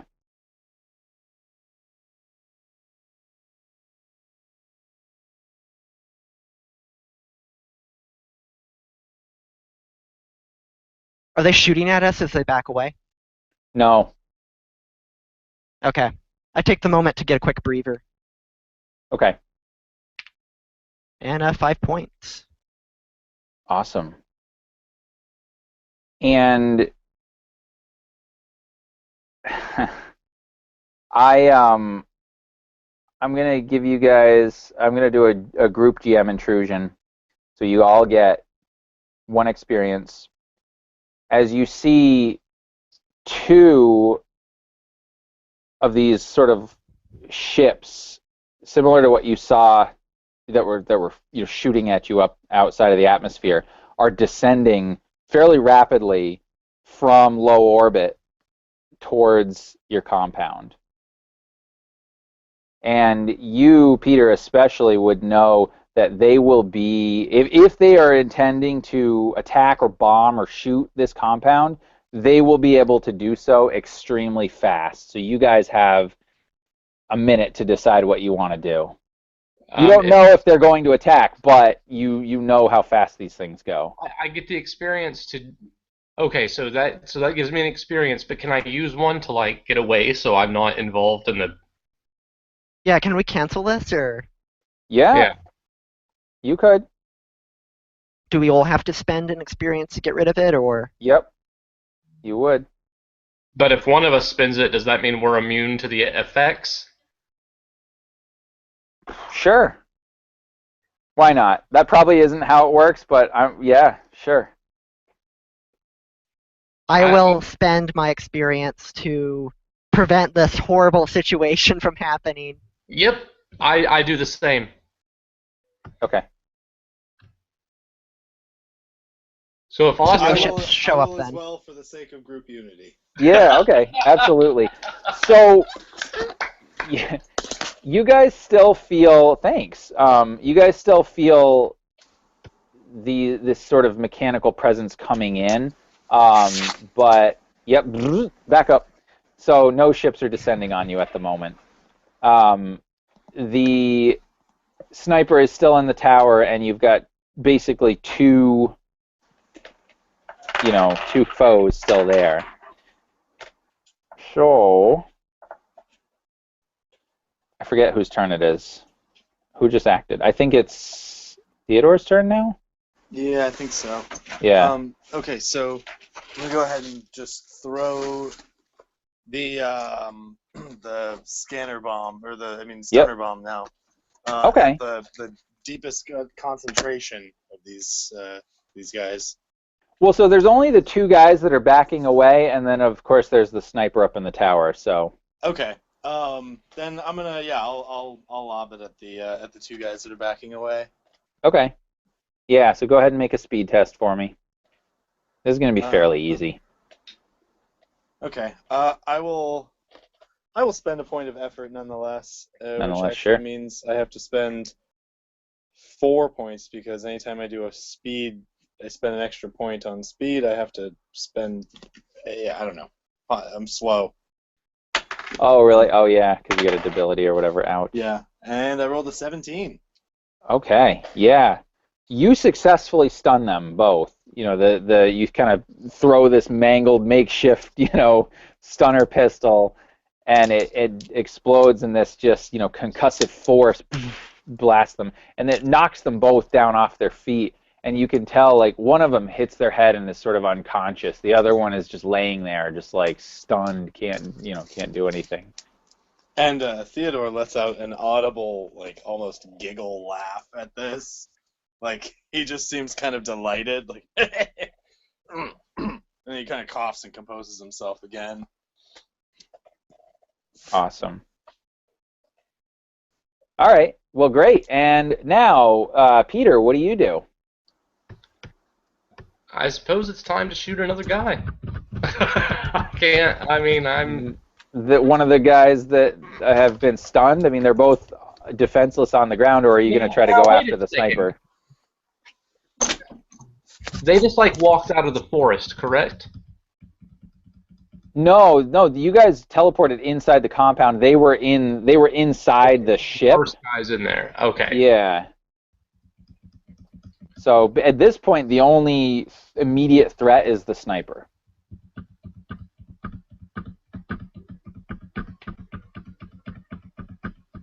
You know what you have to do, man.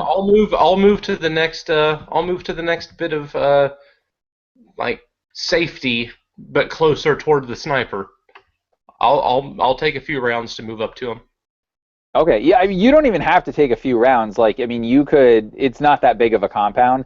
Like, you can get there if you want to. Okay, well, I want to.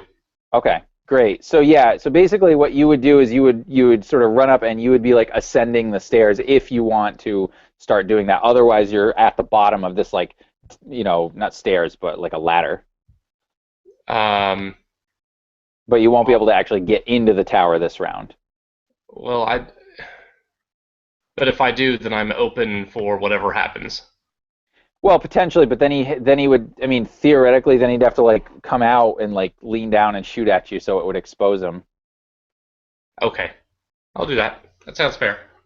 All right, so you're climbing up. Doop, doop, doop, doop, doop, doop, doop. So there are Alright. stairs. Are there doors that lead inside as well? To the sniper tower, it is just a. No, I mean to the ship. Into the ship. Yeah, there are. All right. Whose turn was it next? I'm sorry. Yours. All right. So I call out to Peter. Peter, take care of the sniper, Theodore, with me. And I'm going to rush into the ship. I'm looking for the captain. She's the most valuable asset that this crew had. So getting her out is top priority. Absolutely. And Theodore, what do you do? Do you follow? I do. Okay. Just You- without even stopping to consider, just immediately starts. Like he's Yeah. in action mode and he just starts moving. Sure. So you go in and it's basically like the bridge of a ship, only it's sort of things have been moved around and whatever, and like there's the captain's chair, on its swivel, and you see this woman, kind of sitting there, exceptionally pretty, petite, these pouty lips. She's definitely got resting bitch face, like turned up nose, very snotty, kind of whatever. Decked out in a captain's uniform, but her head is kind of bowed, and she kind of swivels in her chair, and she looks up at you, and you can actually tell that she's been. Well, at first it looks like she's been crying, but you can actually see that her, like where the tears would be, it's sort of stained this like rusty brown color. And she looks just haggard and worn, but she doesn't have the sort of all black eyes. She looks, with the exception of that big nasty thing on her neck, she looks fairly normal. And she kind of raises her head up, and she's got this sort of defeated smile on her face, right? And she says, "There's no hope. There's no hope for any of us. You might as well just get out of here now. Get out of here before he finds you, before he finds everything about you. Warn our people. Invasion's imminent. Warn my father. You must get out of here. You must survive. You must warn them." And that's all she says. I rush her and beat the shit out of her. Okay. Um, She doesn't resist. Like you could just punch her, bam. Okay, knockout blow. Okay, yeah, absolutely. So she just slumps forward. And then I'll pick her up, throw her on my back. Okay. Awesome. And Anne is not a strong woman, but I think I can carry her. Yeah, sure. And I mean, I imagine Theodore could help you if you needed it. Um, Yeah, he's a pretty big guy, so he offers yeah, to help. yeah.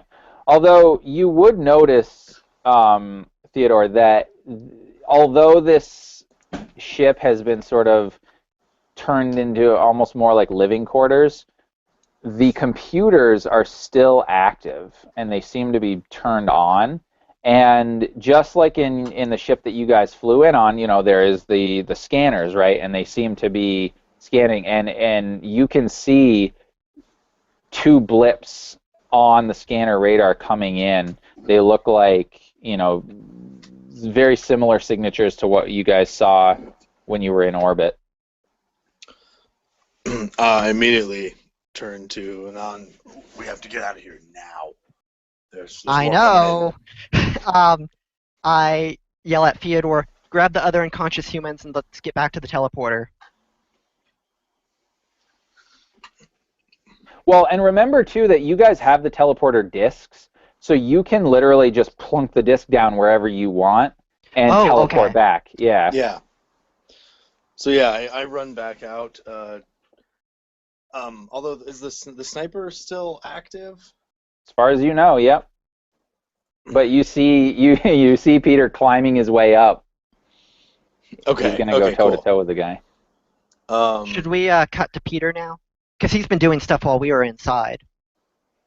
I'm sure.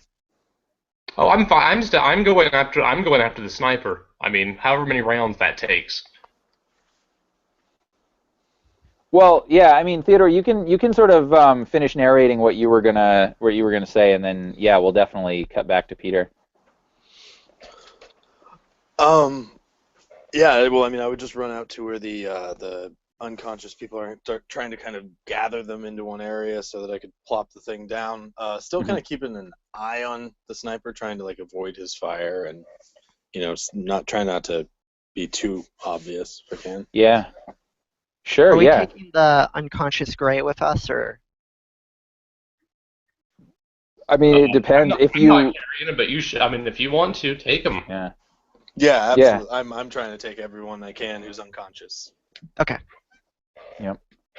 All right. So.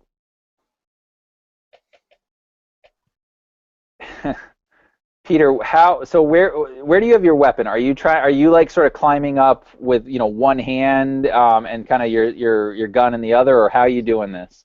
Well, I mean, if I'm climbing like up a wall, I'm gonna put my gun in my holster. All right. Yeah. But I mean, if it's just like a low crawl, yeah, sure, I'll keep it. In No, like you're going up a ladder. Yeah, then by all means, Okay. it's in my holster. Not gonna shoot my foot off or. All right. So I mean, as whenever I get close enough, draw the gun and just try to go in. Yeah. So I also have a knife, so I'm ready to kind of stab you if I have to. Okay. Well, so do me a favor. Go ahead and make a speed roll for me.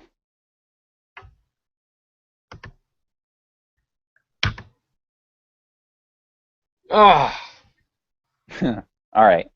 So you climb up, right? And as soon as you put your head up over the ladder, you immediately get punched, bam, right in the face. And actually, it's not even a punch. You get hit with the butt of the rifle, and you fall back down the ladder onto the ground, and you take 3 points of damage between the hit and the fall. Dude, gravity is not your friend. Nobody's my friend, apparently. I'm getting my ass handed to me this game. Unless, and I will say this, I normally wouldn't do this. If you want to, I will. If you have experience still, I will let you. No, I do. No? Okay. All right. No, I'll take the.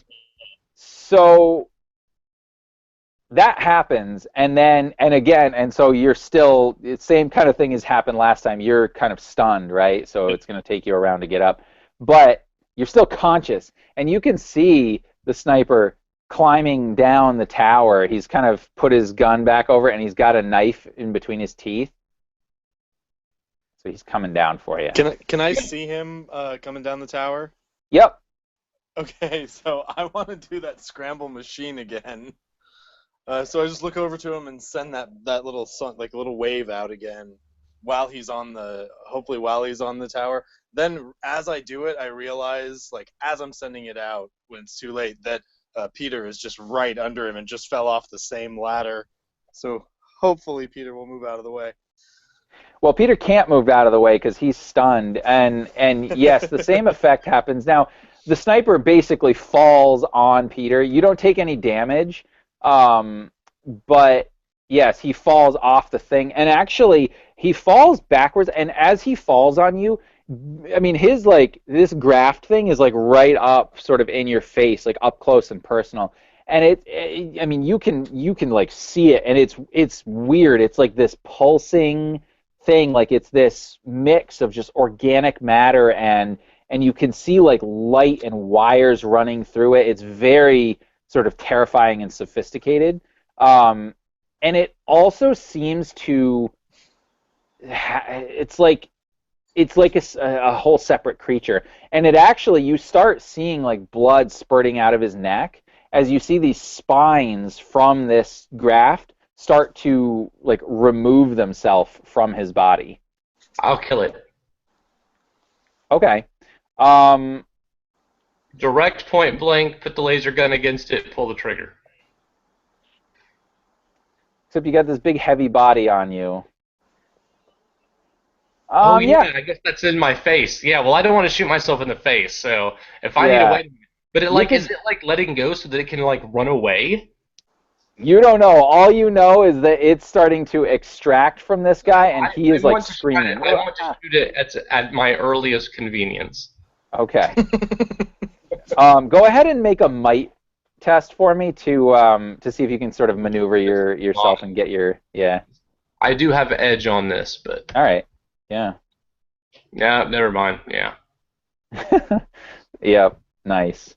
Okay, so it's starting to extract itself. You guys don't notice this, but Inan, what are you doing at this point? Is the teleporter active? It can be. If you It's plunk the active. thing down. I am stepping through it with the captain slung over my shoulder. Okay. Hopefully Absolutely. Theodore will be right behind me, and I honestly don't care what happens to Peter. Ouch. Theodore Nice. tries to shove at least one of the grays onto your pad as well. Like, Okay, I'll take it. Gruffly, come on. Yeah. And then you sort of drop your disc and take the rest of them. I hold back for a second. Because I'm watching Peter, and I yell out to Peter, "You're gonna be okay." All right. So, and on you are now outside of the walls again, and you're kind of doing your best to make your way back. And the gray that were originally sort of accompanying you are gone, but you actually do see new ones. And because you have a gray with you, they are not hostile to you, but they are saying to you, you have got to get out of here. The ships are coming down. They're gonna blow this place up. You got to go. Come with us. And they throw a disc down on the ground, which you could potentially step in if you want and teleport back.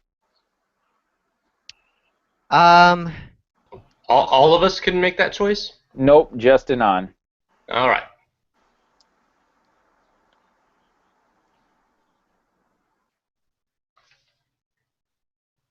I hand the unconscious Gray and the captain to them. And I tell them I'm going to wait here for my friends to come out. And then we'll go. Okay, and they say, we can't wait. It's now or never. Persuade roll. They're right behind me.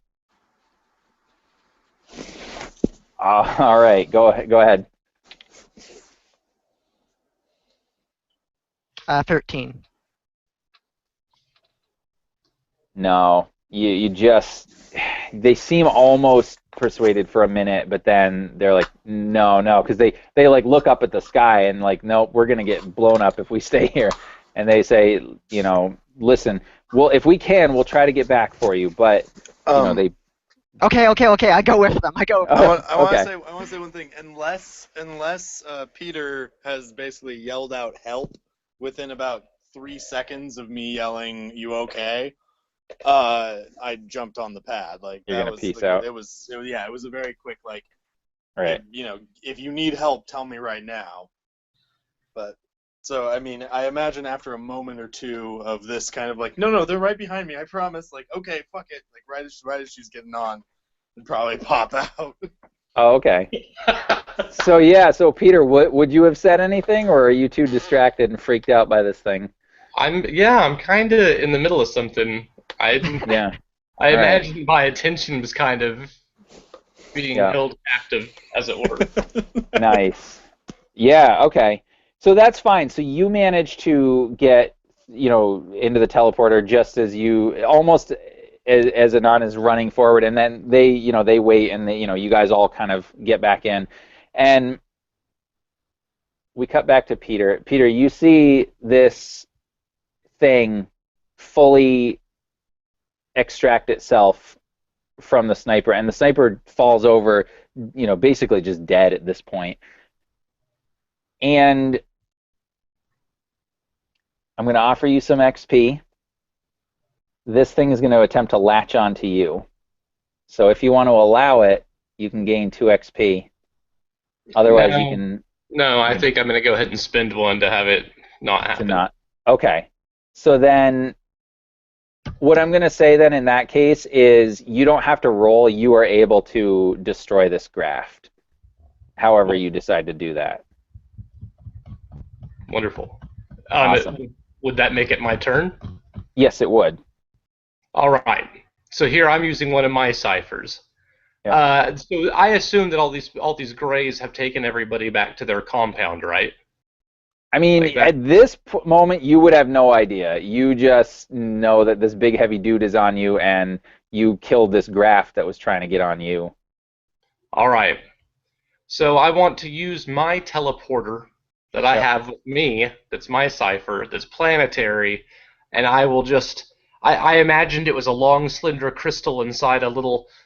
just that I wore around my neck or something, so I just grab it and just snap it in half, and whenever I do, it would take me back to where the original discs were. Yeah, okay, so right back into the compound of the gray. Yeah, absolutely. And as you do that, you feel this heat and this sort of concussive force, and just as you teleport away, the last sort of thing you see is this sort of searing white light, and you can feel a little bit of heat, and then you get sucked out. Good. And yeah, and you make it back, and you guys are all back at the gray encampment, and they're frantically loading everything onto their ship, and they're like, get on, kind of quick, get on the ship, we gotta go. And as you guys get onto the ship, some of your, the crew of the Far Horizon alive, some of them not. You guys fairly, happy that you survived this ordeal. The Gray look at you, and they say, we will do our best to get you back to your home planet, but we cannot immediately, for your people still are not aware of our presence, and we would prefer that it stay that way. And also, we cannot allow your companions to go back, because if they have given information to the enthrallers, we need to know that so we can help prepare a defense. If you will bear with us, we will find you what you need. We will find a human ship for you and get you back, but it may take some time. How many grays are on the ship? Far too many to deal with right this minute. I accept my predicament for the time being. Yeah, same. I'll try and bargain with them. We agree to your terms, but the captain comes with us. And they say that's entirely up to the captain and what information she is willing to provide. No, she still has the graft on her neck, right? Like that never, you didn't remove that, right? Okay, yeah. So, and they invite you to sort of be part of the extraction process. And as you guys sort of agree to their terms and the ship lifts off, it's a very strange sensation. And Peter, it's especially strange for you because this is not the type of thrust or propulsion that you're used to, especially with ships going in and out of atmosphere. This is almost like phase dilation. It's something crazy. Like you've never seen this before, and it's just like almost like they get sucked right out of the atmosphere. And as that kind of happens and they break atmosphere and they're out into space again, you see this just massive swarm of these sort of half-drone ships all over the place. And the Gray are very agitated, but they're also very, like, you can tell that they're sort of a hive mind at this point. Like, they're all working together. And you're looking out these, these sort of screens, because there are no viewports in this ship at all. You're looking at these screens, and you see this massive anomaly just all of a sudden appear on the screen, and you kind of realize your knowledge of space and all that, they've just basically created a wormhole, and it sucks their ship in, and then it blinks out, and you guys all immediately sort of black out. And that is where we will end the session today. So I'm going to let you guys kind of, say whatever you want, if you want to do a little outro or whatever, and then I will end the broadcast. So let's see. Actually, Michael, I'll have you go first. What do you mean by outro? Just like whatever you want. Like if you want to do sort of a, this is what happens when I wake up, or if you're just like, yeah, I'm cool, good session, whatever, like kind of however you want to sign off, so to speak.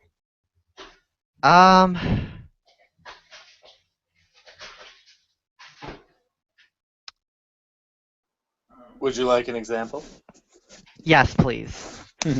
So when Theodore awakes, he kind of looks around this strange cabin that he's now in that looks completely different, and for a moment he's thrown off. But after a moment or two, he kind of wakes up and searches out the ship's mechanic and starts to kind of form a little bit of a friendship with him. And when they finally do get the chance to return home, he decides to actually stay on with these Greys and continue helping them fight their war. All right.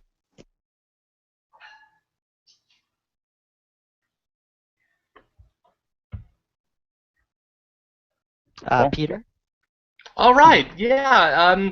So I don't really have much of an outro because I would like to see what happens whenever I make Sam the Space Master of Space run me a continuation of this game, because he owes me a spaceship at this point. But this is Danny Groshon signing off, and I appreciate the game. It was a lot of fun, and thank you, Sam. Thank you, guys. Awesome. Thanks. Yeah, I don't have much more to add, really. What Anan does really depends on how the Greys act, or how quickly they get her back to the Colonial Authority, and whether or not they release the human hostages with her. So, Okay. I guess leave that for part 2, huh? Great. Thanks. Yeah, well, I had a lot of fun. I certainly appreciate everyone bearing with the technical difficulties that we had, but I think it went well. I think that certainly it shows that the Cypher system can handle sci-fi, so that was cool. And I also, think it's versatile enough that, you know, it was a good time. So I enjoyed it. I will hopefully do more of these in the future. And this is Sam, Chalice and Chains, signing off.